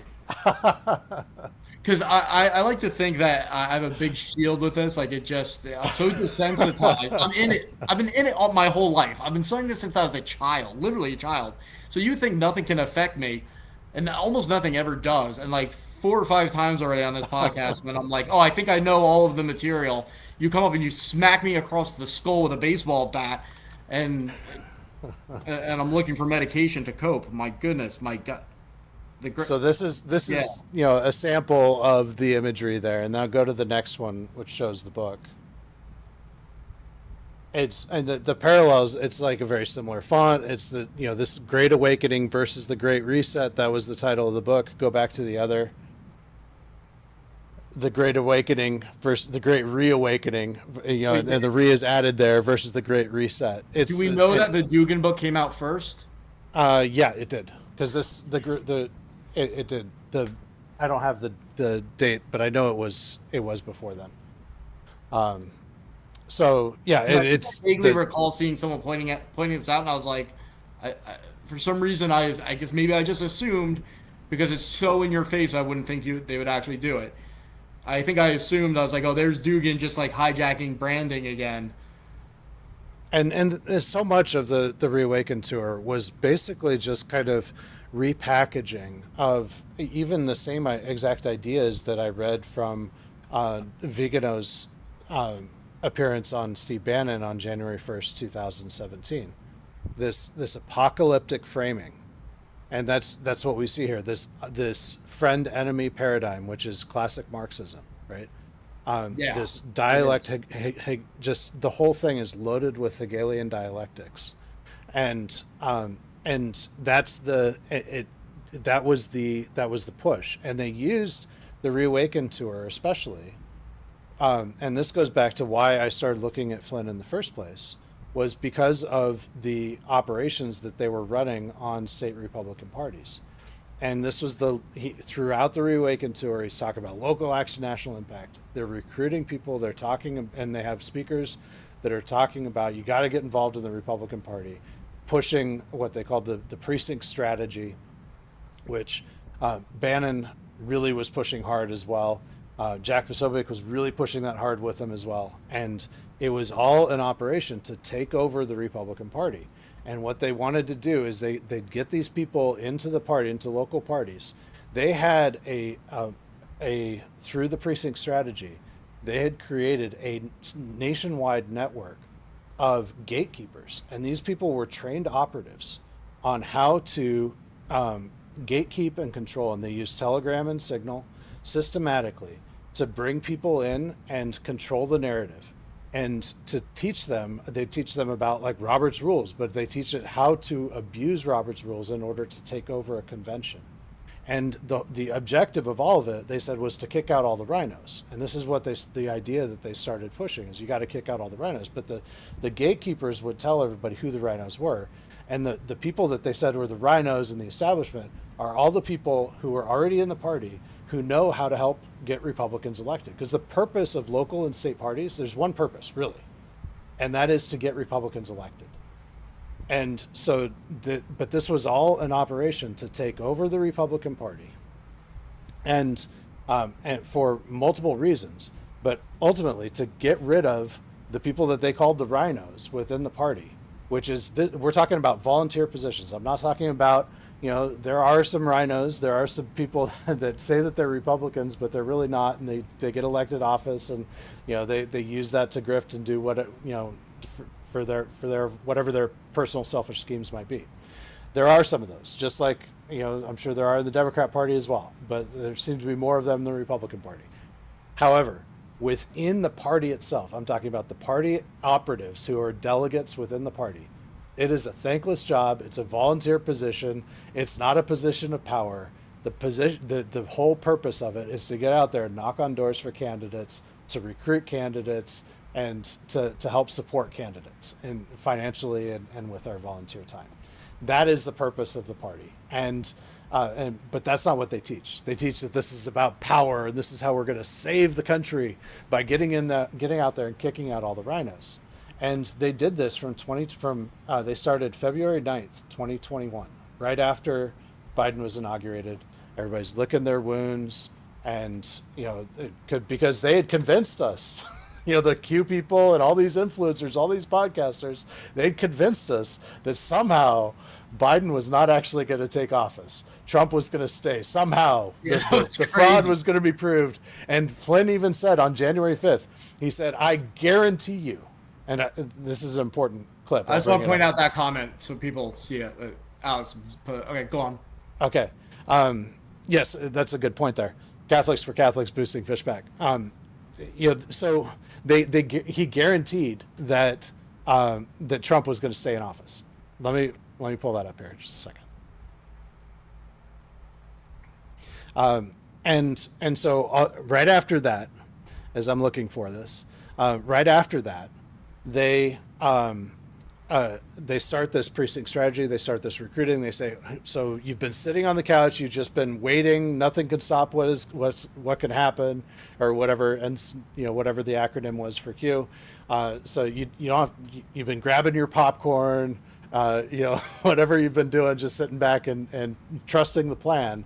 But now here's the plan. It involves you. Get out there, take over your local Republican Party to save the country. And they created these mind-controlled cults of people through these gatekeepers. And they did it systematically using the same language and tactics all across the country and using various organizations, but really the main organization was the America Project. And and there's another one called unauthorized that was really important and specifically focused on this. And so this is what this was Flynn's ops within the parties, and this is how I got into it. Going back to the Reawaken tour was a big part of promoting that, and if it weren't for that, and if it weren't for them getting Christina Caramo to become the Michigan State Republican Party chair, who drove away every single one and bragged about it, drove away every single one of the donors, saying we don't need donors, we've got people, but the people weren't doing anything. Because they didn't know how to do anything, because they kicked out everybody that knew how to do anything within the party. Right. And so we're sitting here, the party is just about, it is on a one-way track to bankruptcy and to losing badly in the election. And then I put out my report Trump actually read it. It was seen 150,000 times. It was just amazing the way that God used that. And I was terrified. I was so terrified when I hit publish. But well, I don't blame you. Yeah, it was, and it had an impact, and we ended up getting rid of her, and we had to get a judge to actually forcefully remove her. And she called herself for 2 months after she was removed. She still said that she was the head of the Republican Party. Let me find that clip because it's important. Yeah. So just so people don't get too depressed, I'll just talk it until you get that up. Just remind people, I do have a bombshell that it's like an octopus, and there's these other tentacles that can also be released at the same time if I have enough people helping me with research. And by research, I mean use Grok and Claude. Like, I just need more hands, but from people who will actually not just say they want to do something or be a part of something exciting, like people that actually do things, and will set aside time and be like, really, I'm not talking about a huge amount of time, but just like actually do it, get it done early and quick, in order to release all this at once, because I want to release not just the big story that is the head of the octopus. If I can, I want to release all the tentacles at the same time, because if we do it, it's going to shock the system of what we're talking. It's going to shock the Russia-linked influence operation. It's going to shock the anti-Semitic movement that is infecting the conservative and MAGA movement. I'm confident in saying that. I'm not a salesman. I'm not a marketer. Like, I think I always meet my rhetoric. So I'm being that serious. So I just need help with that. But I'm saying this so that people know, because I saw some comments in the chat. Like, we are fighting back. It may take a little bit longer because it's a defensive reaction. But there's hope, because probably within the next month, next few weeks, I have a metaphorical punch in their face coming. So go on, Scott. That's exciting. That's like an epic tease there. That's fantastic. Can't wait to see it. So anyways, this was the night before January 6th. And I think this was either right before or right after Flynn took the stage, and he's doing this, this is the fight to save our country kind of thing, just the night before January 6th. But go ahead and play it. It's unfiltered. Millions are going to watch this at this critical juncture for our republic. We really appreciate you taking time out on the eve of Trump's big speech tomorrow. Thank you so much, General, for being with us. What is your call to the American people right now? Well, my big message is that the truth is going to come out. Donald Trump will continue to be the president of the United States for the next 4 years. There's no doubt in my mind. When I'm asked on a scale of 1 to 10, what's the scale that you put that Trump will be the next president, I say 10, without a doubt. That is the truth. Everybody in this country, everybody in the world knows that this election on the 3rd of November was a total ripoff. It was a fraudulent election. We have had foreign interference from multiple countries. I'll rattle them off here if you want to get into that. And Donald Trump was the clear winner. For the next 4 days after the 3rd of November, from about the 4th through the 7th, 8th of November, they just started stuffing the ballot boxes, and everybody knows it, and they got caught. They got caught with their hands in the proverbial cookie jar, so that's where we are. Just like they got caught on Russiagate, just like everything. Russiagate. So you got the floor, General. Lay it out for people. What really happened? Yeah. So in terms of the election, what we know is that the election was won by Donald Trump that night. Approximately 10 o'clock, 10:30 at night, 80 to 90% of the precincts nationwide, Trump won hands down, hands down. And then all of a sudden we had this very, very uncertain, everything stops. We've never had that in our country in our presidential election. So 5 states shut down. Joe Biden goes to bed. I mean, he probably never came out of the basement. And so then what happened was they realized, they being the Democratic machine, they realized that the algorithms that they put into these Dominion machines and these what's called ES&S, which is electronic security systems, 95% of the electronic voting done in this country is done by those 2 systems, Dominion and ES&S. All right. So I'm actually glad. I thought that the clip that I had uploaded was just more truncated and didn't have the end of that. But that actually could, if you're willing, and this is something that we can talk about further, but I think that there's an incredibly important and extremely misunderstood story about what really happened in 2020. And I've been looking at the documents that have been declassified. I've been studying them since June, since when Trump did his address on election fraud, and really since throughout this administration, there's been a lot of declassified. But the story is that the machine fraud did not occur in 2020. There was a ballot for every vote. Of course. Yeah. And it sounds like, of course, like a lot of rational people really see that. Yeah. But there's so many people that just don't understand. Not only that there was no machine fraud in 2020 and that there was a ballot in every vote, but why they were pushing that narrative specifically. And it is a huge story, and I believe that we'll get a lot more jaw dropping from you. We'll do a whole one on this. It's a big one. We'll do a whole one because, and that's a great tease. That was a perfect setup. The reason being, I want to map out the network because I'm kind of doing either like a trickle up or a trickle down, and that's more operational. So let's first let's blow people's minds some more because I think I have more screenshots. I'm not positive. I might have gone through them all, but I want to mention more names. But then I want to get to, since we're coming up on 2 hours, but it's not a hard out. We can go past it. You have two things here you might see on the list. One with the two that we'll go with Cuba and we'll say Bosnia. I want people to have so that they're equipped with some smoking guns. That the Russia stuff takes some explanation. You have 2 other smoking guns that, outside of like our very, very small part of X, nobody knows about, and is the type of thing I see, and I'm like, how does not every human being know about this? And like how is this not at the top, a top headline?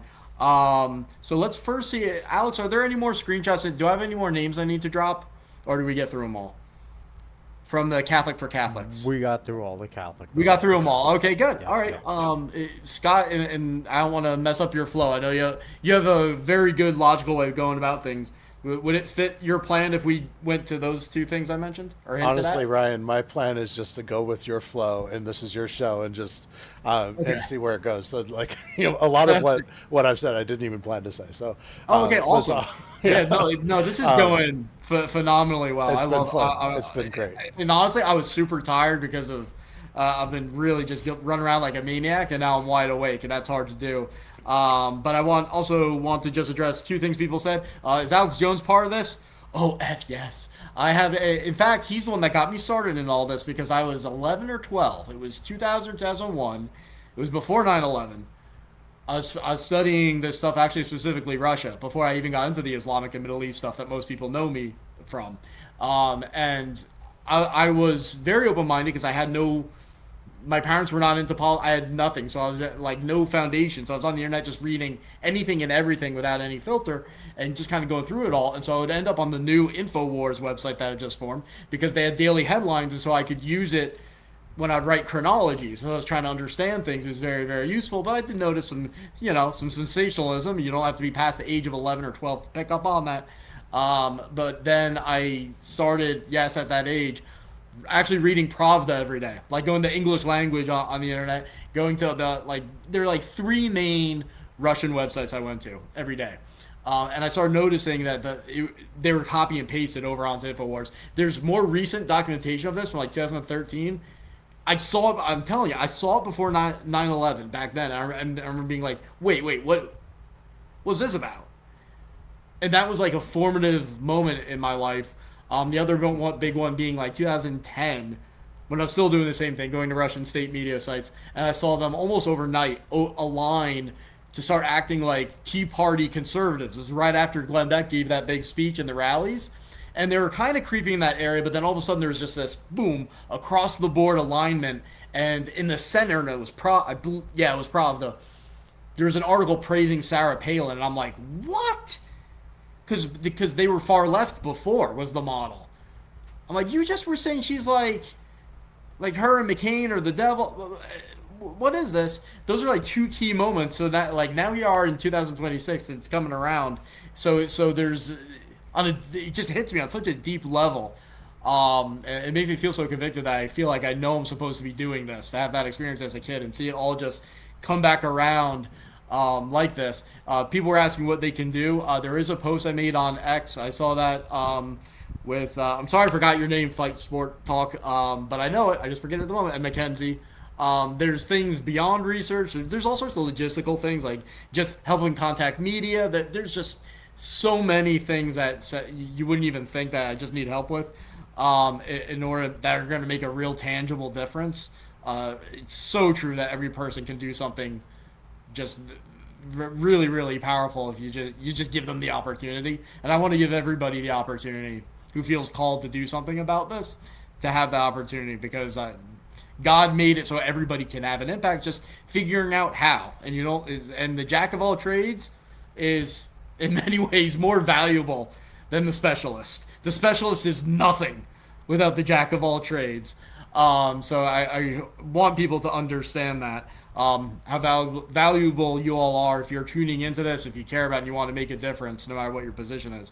But let's go to these two smoking guns out. First and foremost, he can use a real producer. I'm just throwing that out, guys. That is an excellent idea. Alex, you're doing a great job. Yeah, it'd be great if I wasn't scraping the bottom of the barrel every single week.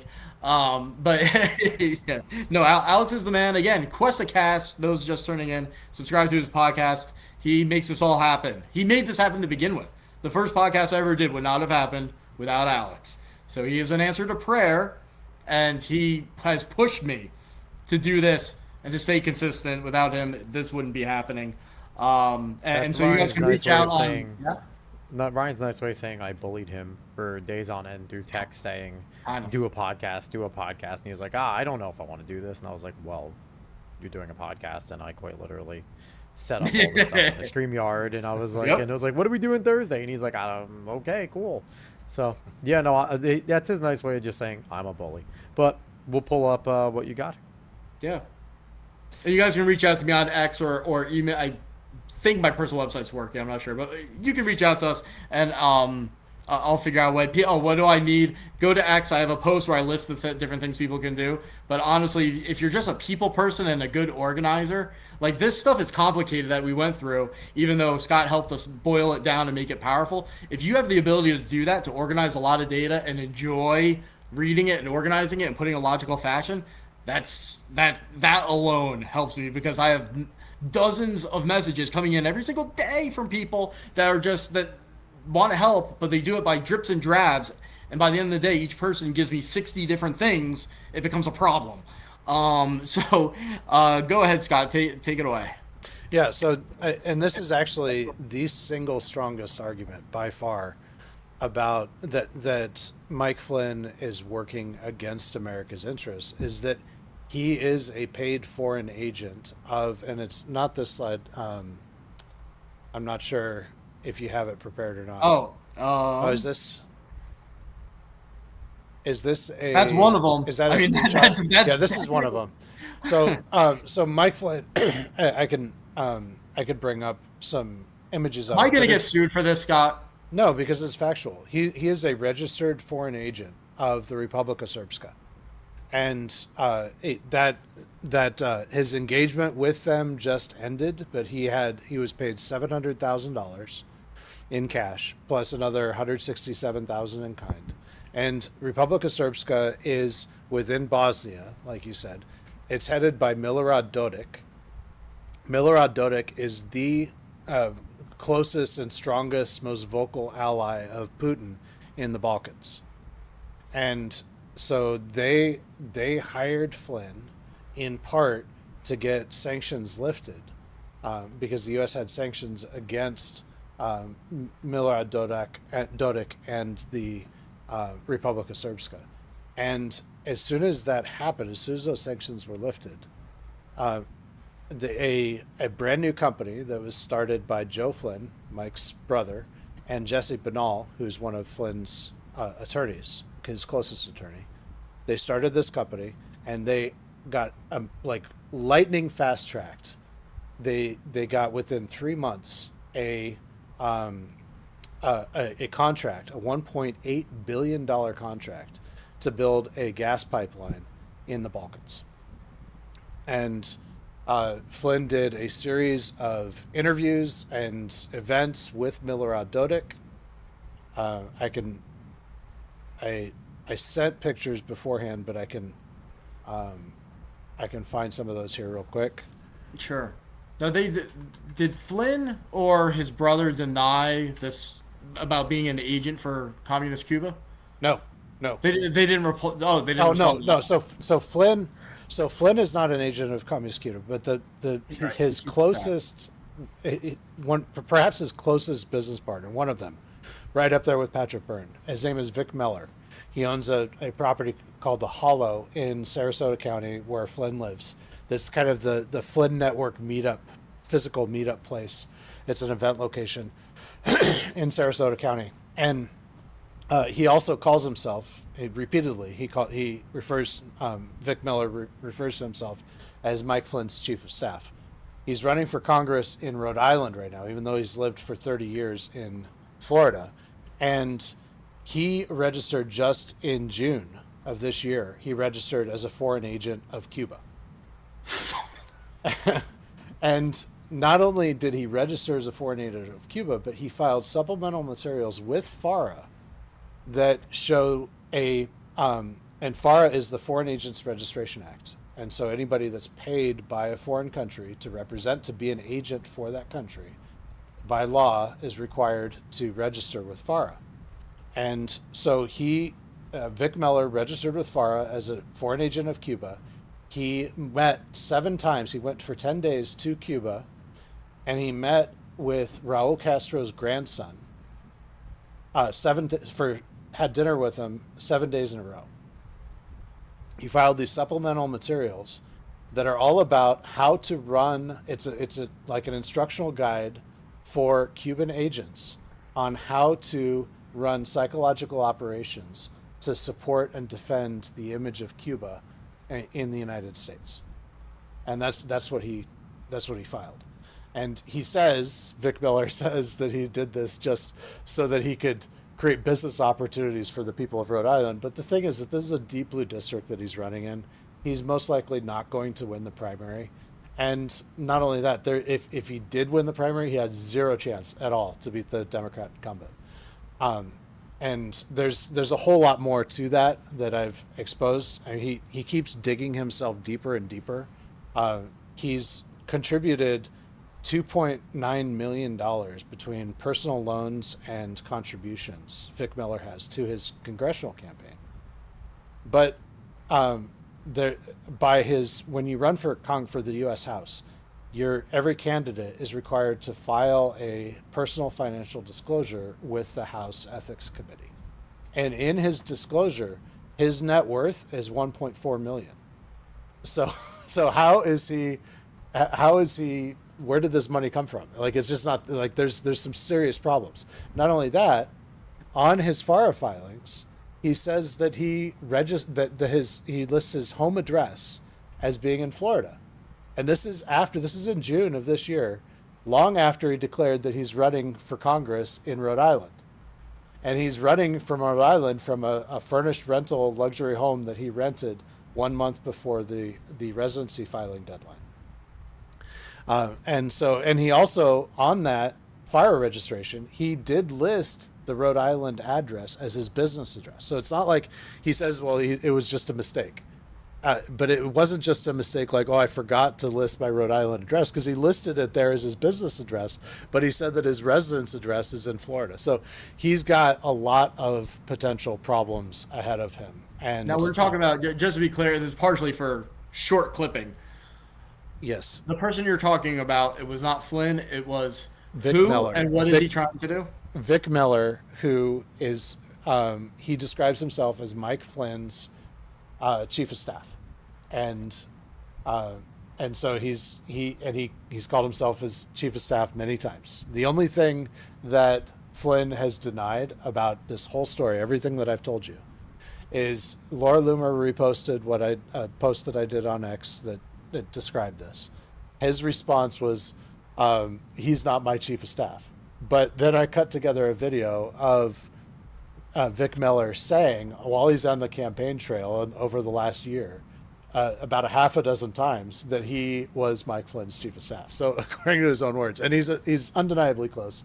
And there's also financial dealings with Patrick Byrne, who is very close with Flynn, co-founded the America Project, and Patrick Byrne bought a commercial property for $2.5 million that is reported to have appraised for $650,000. So this property was appraised for $650,000. Patrick Byrne bought it for $2.5 million. Then he turns and he sells it to Vic Miller for $2.75 million. And Vic Miller borrows $4.7 million against that $2.75 million purchase in private loans, not bank loans, including a $2 million loan that he took out within 5 days of making a $1.4 million loan to his campaign. So the bottom line is that the math don't math, and and he's got some questions to answer, and I've been trying to ask him the questions. He hasn't responded. So, and it's not for lack of attention. There's just so people know, Byrne, just to simplify, like almost like the funder right hand man, I guess you say, General Flynn's political projects, is still pushing Flynn for president of the United States. Mm-hmm.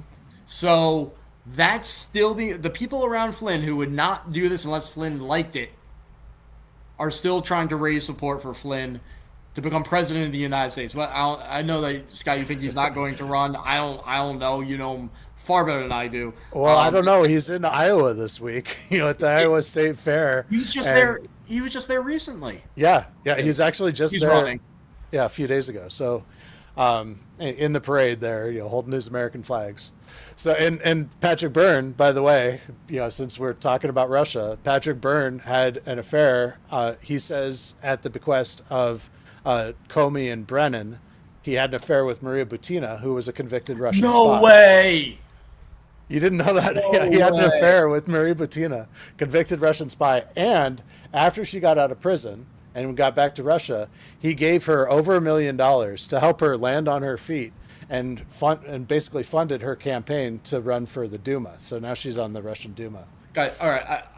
So people know, oh my God, just so people know who this is.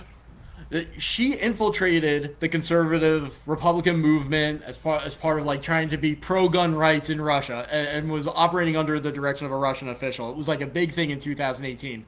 She gets arrested. She has a romantic relationship with at least one guy who's there. We'll get into that.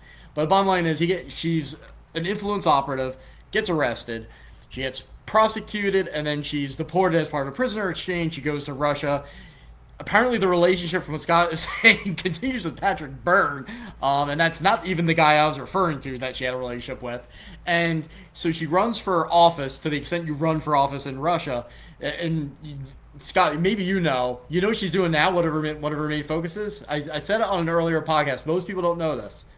The Candace connection? The Candace connection with Maria Butina? Oh, yeah. It's a little indirect. That's something I don't know about. Oh. Go for it. You're going to make my jaw drop. I know. Well, all right. So she is one of the faces and organizers of something called like the Welcome Home Project. and they partner with different companies that specialize in bringing Western defectors who are conservative and Christian to Russia. So she is like the face of this effort, and then there's companies under it.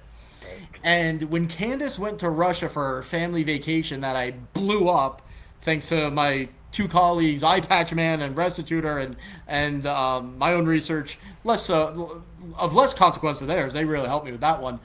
So she announced that she's going to Russia on a family vacation. Within 24 hours, we found out the real reason. The family vacation was a cover for speaking at the Russian intelligence-linked event, which itself was a cover for the fact that she was being hosted by, traveling with, and meeting with a company that offers 100% confidentiality to Americans and Westerners who want to move to Russia to escape the persecution at the hands of the globalists and the liberals and all them. And that company is partnered with Maria Butina, who you just mentioned. Wow. And Patrick Byrne also tried to hook up Maria Butina with Don Jr. in 2016. What? Yeah, he said that in his book. He actually admitted that. So, the thing with Patrick Byrne is it's like one, like, you got to be kidding me, after another. Like, it's so unbelievable. Like, everything that he has said and done, and it's so bad. But I want to show just real quick for the sake, just so do you think it's fair? Well, she's in Russia, so I don't care. I don't know if you guys careful. She's a honeypot. She's a Russian intelligence honeypot. She's going 100%. around having romantic relationships to get information and access and exploit for the case of Russia. So what we know from this is that the most famous Russian honeypot of modern times is connected to a group meeting with Candace Owens that specializes in moving Americans to Russia to defect there. And that same Russian honeypot, from what you tell me, almost got set up with Donald Trump Jr. Yeah, and he just didn't show up. So they set a date, but he just didn't show up. So thankfully, but yeah, it is a wild. So I do want to share. I have a bachelor's in intelligence studies, and then I'll shut up. But just so people understand the significance of this, so in terms of like, what do you compare against what's normal in the intelligence world? So I've been studying this since I was a kid. I have a bachelor's in intelligence studies. So at college, I studied the history of covert. I had a class called Covert Action, and various classes about the history of intelligence agencies. I can confidently tell you, based on anything that I've heard about and can remember, this has got to be the most successful influence operation and psyop of an intelligence agency, certainly in American history, that I can think of. I can't think of anything that penetrated further. Like, there were broad propaganda stuff, like pushing Marxism and anti-American, that was bigger on a bigger scale. But in terms of success for a targeted operation, from what you told me today, I'm comfortable saying now I can't think of anything that rivals this. I would say the only thing that would be Cuba's involvement in the DSA and and what was described in the recent State Department report about Cuba. But I think that Cuba, Cuba's involved and touches this story as well. So, so it's wild. But I want to, to that end, this little video that I just uploaded. I think I uploaded it. I'm not seeing it, but I don't know if we hit a limit. Do you see it, Alex? No, I don't see it. Okay. I don't know if you can remove. Can I? Yeah, maybe I can remove some of the other ones. I tried removing it, and then it was gonna have me kick you out of the whole stream, and I'm like, we don't want that stuff. Yeah. You have to move it on your Okay, end. I just removed a couple, so. Perfect. And once you upload it, I'll pull it on up. As you're doing that, I just want to get to some super chats. Yeah. Twinkly sent us $10 in 2 5s because at first they sent Alex and Wildfire amazing support. We love the receipts. Thank you. But then they corrected and said Alex and Wild and Wired Media are an amazing team. We love you. So thank you, Twinkly, for the $10. We just believe in what's going on here, and we want to be a part of it. And now I get to hear more things, because when I thought Ryan had a lot of information, here comes Scott. And it's just like, all right, my brain's gonna melt. It's been 2 hours of melting brain. How much more brain melt can we have? And it seems like we'll get a ton, but thank you guys for the super chats. We appreciate it. Yeah, this was just kind of funny, and it ends with what I think is the ultimate objective of all of this, which is the destruction of our republic and this multipolar communist new world order that Dugan especially, but that Russia and China and Iran want to have occur. And so, and it ties back here. This is Patrick Byrne. And this is a clip where he allowed a Vice News reporter into his Utah ski chalet in around 2017 or 18, somewhere around there. And the first thing that you'll see, look at the painting on the wall in his foyer, in his entry foyer. Can you see it? Is that Mao Zedong? It is. So he's got Where Mao. are you at again? This is Patrick Byrne's ski chalet in Utah. So, yeah, so that's that. Let's play, because For the sake of a short clip, just one more time. Say who Patrick Byrne is. Say explain whose home we're looking at right now. yeah. So this is Patrick Byrne. And that painting. He's been Mike Flynn's partner since 2020 in political operations. They co-founded the America Project. Mike Flynn and Patrick Byrne are extremely close. They have been working extremely closely. They worked together in a pre-coordinated way on this whole machine fraud psyop in 2020, and they continue to be involved with each other. And like you said, he's still, even just 2 weeks ago, he was posting that he wants to see Flynn, or he did a poll, who wants to see Mike Flynn for president. And so, undeniably close there. And he dated Maria Butina, and he funded her Duma campaign. And he's got Mao on his wall, and let's go ahead and play. It's just like a few seconds, because there's another little Easter egg here.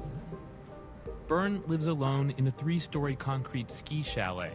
He's never been married and has no kids. He's more of a cat person. This is my friend Master Poe. You'll notice she is vision impaired. And this is Che Guevara. And she No. Does anybody who's not a communist name their cat Che Guevara? So you want to hang out with this dude? You want to hang out with this big thunder of conservative Americanism, Right. the great patriot General Flynn. You go to his house. You want to see his pet. You have to call the pet Che Guevara, and you have to look at a painting of Mao Zedong. What the hell? So for anybody that doesn't know, Che Guevara is, he was a communist revolutionary that was very close with Fidel Castro and was instrumental in the communist revolution, not just in Cuba, but other attempted ones in South America. So Che Guevara he's like an icon of especially the Cuban brand of communism that has infiltrated the United States. And so And that's the only thing he's known for. It's not like Kanye West. I like his music, right? Or is it anti-Semitism? It's like Che Guevara is like, no, that's all he did. Was communist bloodshed. So I have a quick question. I'm trying to put 2 and 2 together. Is this Patrick Byrne, the former founder of Overstock.com as well? That's correct. Mm-hmm. Yep. How the hell do you go from Overstock to hanging out with Mike Flynn? Like, like you go from a discount furniture outlet that sells discount furniture like Wayfair. He wanted a discount general. That's why. Well, it's actually bulk cheap stuff that was bought from Chinese manufacturers. Oh, and that makes sense then. That makes sense. He also he's said this multiple times, that he was an Obama, this is his words, Obama tier 1 CIA asset. That Obama made him whatever a tier 1 CIA asset is, he made Patrick Byrne to be that. And Patrick Byrne says, in order to take down and fight corruption. Oh, cool. And yeah, I could do a whole show just on Patrick Byrne because he's just that entertaining. I think. But I bet that's also if you want to do like spy tradecraft, and you know it's going to look like that, what do? You admit to it, but you attribute it to somebody else. Right. So it's, like, oh yeah, I'm doing tradecraft, but not for who you think. Like I feel like that would be pretty crafty. He very well may have been working for Yeah. Obama all along. So, I mean, his cat's name's Che Guevara, so. Yeah. That's I don't know. You spend enough time in the left wing circles. Like most of my friends are left wingers, and you hang out in those chats and stuff, and it's like they're having a very similar conversation with that one that we're having, except on their side, and it's like the Obama ones are the ones that are like, what is going on with these Che Guevara people? Like it's really amazing to see when you step outside of like where you're at and you look at both sides. You see these same conversations are happening on both sides. Just people aren't aware of it. But I want to go to, unless you got something else, because I'm good. I want to go to the other smoking gun about Flynn himself before we go, because you put all that together, then we have a really solid base to talk about some of the different, more operational stuff, like the other million things that we can make content out of that people need to know. But I want to make sure everybody has like these smoking guns ready, and there's one more you got that is like, how? Well, okay, so which one do you have in mind? Oh, what? Registering as something? Oh, okay. So let me pull up. I got to make some more room here. So,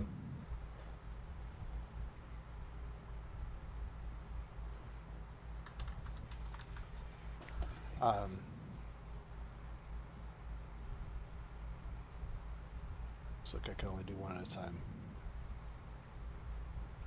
I'll tell you what, we won't play the. Okay. Okay, Is this what you're talking about? I mean, it's the smoke. I believe so. The smoking gun, smoking. If you wanted to say who the problem with Flynn in one sentence, it's this thing that you discovered. Yeah, the problem with Flynn in one sentence is that he's a registered foreign agent for Putin's closest advisor in the Balkans, or closest ally in the Balkans. That's the which is a government. To make it even better, that's a government. He's registered as a foreign agent for the Republic of Srpska. And it says right here, the foreign principal is Republic of Srpska, and the activities that he performed, various posts on X, various media appearances on Fox News, Newsmax. And again, this is as an agent of, and what does an agent mean? It means you're representing that country, not your own. You're representing the interests of the foreign principal. So he did these activities as an agent of the foreign principal of the Republic of Srpska, which is Putin's closest and most vocal ally and very radical in the Balkans. And so he did various posts on X, various media appearances on Fox News, Newsmax, One American News, News Nation, and the Megyn Kelly podcast. And he was paid, it says right here, he was paid $700,000 in cash.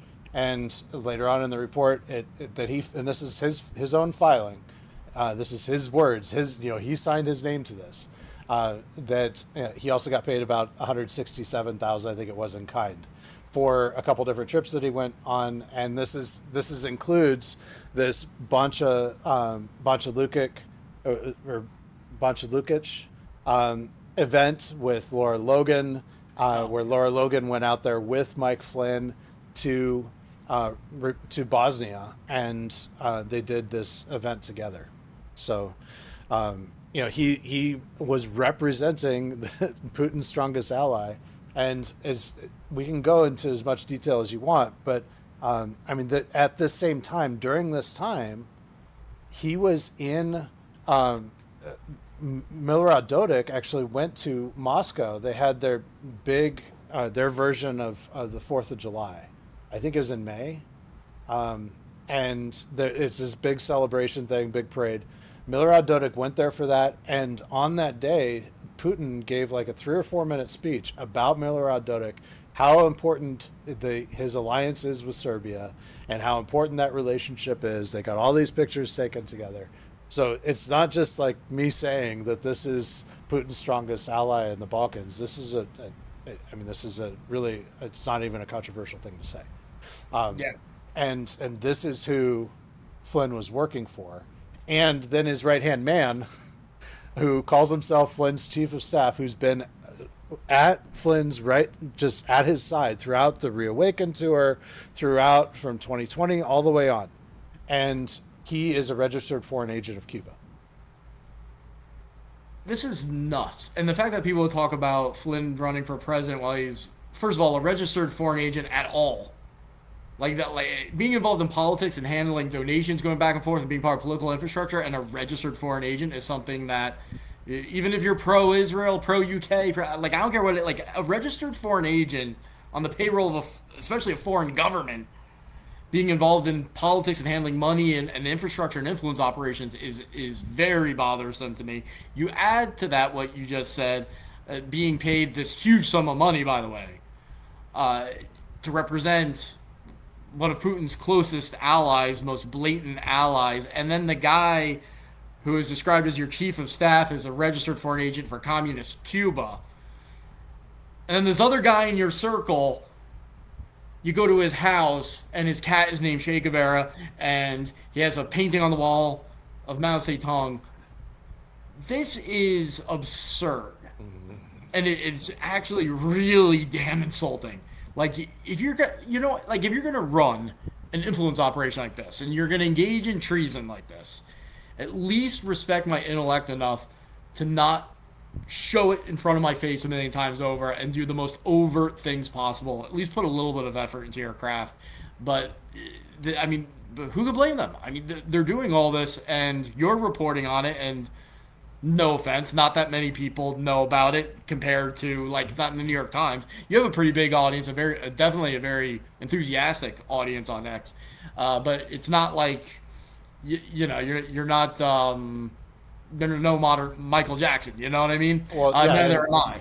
And This should be media headlines. on, That former national security advisor of the U.S., a guy who people are trying to push for president of the United States, that has all of this power and is a religious and political national security leader, media leader in every sense, is a registered foreign agent, not just a registered foreign agent, but a registered foreign agent of a government, and that government is that closely linked to Putin, is unbelievable. And I see people commenting about Lara Logan. Maybe we get into that later because there's that event that you mentioned is another thing we could do a whole half hour on. But yes, Lara Logan is another one that thanks to Scott blowing this story open and me retweeting it, I lost my, I guess you could say friendship. We weren't really friends, but we knew each other. Lara Logan, because we were both on the same side in helping people in Afghanistan in 2022 or whatever. But apparently that bond gets broken if you merely repost something that Scott McMahan writes that you don't like publicly me very much. So she blocked me. Yeah. Wow. Well, yeah, this has been a lot of fun, and there's so many different trails that we could go on as we continue to flesh this out. As long as you and your audience want to do that, but it's really been an honor to be there and to be here and to present this with you. And yeah, I've thanks so much. enjoyed this conversation a lot, so thank you. Yeah, thank you so much for bringing us to the audience. Thank you for everything that you do and the price I'm sure you're paying and will be paying for this, because I can't imagine the hornet's nest that you've been through and that you're going to be going through with this. This is incredible. This is, I seriously mean this. I mean this very, very literally. One of the tip-top most important people covering this in the country. Your work is among the absolute most important. When you're blowing my mind when I'm steeped in it 24/7, that's quite an accomplishment, and I think anyone who sees this is going to think you should be advising the most levels of government and conservative organizations about what's going on and how to protect themselves from it. If you're still available next week, my plan is for you to explore, if you're able and willing, another leg of the Flynn operation. So we've talked about the Orthodox angle. We've talked about the Catholic angle. You alluded to it earlier. Protestants, it's your time now. Assuming Scott's around next week. If you're not available, then we do it another time. But don't think that we're letting you guys off of this. You guys are being targeted as well. So some people just openly want to destroy you as part of this, and others want to subvert you. And so you're going to learn about what's going on in your backyard next. Well, and this is, I would absolutely be honored. This is actually, to me personally, the most important and horrific part of Flynn's operations is what he's doing specifically within churches and the ways that he's targeted Christians, professing Christians, with psychological operations. Especially, personally as a born again Baptist, I'm a part of that group. This is my people, and it's the I'm very slow to anger, but this gets me there. So I think we've got a lot to talk about. It's something I've looked at a lot. Yep. So someone says Mackenzie saying Protestants next. Like, yes.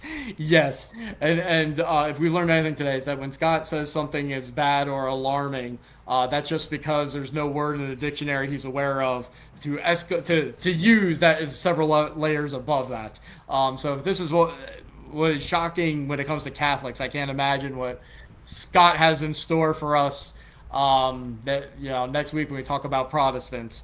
So everyone tune in. Thanks for watching the Counteroffensive. Alex, before we go, were there any additional super chats, questions, anything that we got to do? Remember, everybody, please donate at least $1 to the Morrow Institute so we have a chance of continuing, because it is a question of whether we're able to, because there are repercussions for doing this. There's a severe cost. There's mentally, potentially physically, definitely financially. There are things going on in the background that are not so pleasant that I have to contend with as a result of this. And this is, it's hard to see how one can continue not just this podcast, but a career at all in this field if you want to do it honestly, because almost every income source is on one tribe side or the other. So the only hope that we have is that there's enough good people within each tribe and people in the center that can come together and say what matters the most is what's objectively right and objectively wrong. And that's how you assess things instead of what political sports team you're associated with. But Alex, was there anything else? No, Flynn did not threaten me, at least directly, that I'm aware of.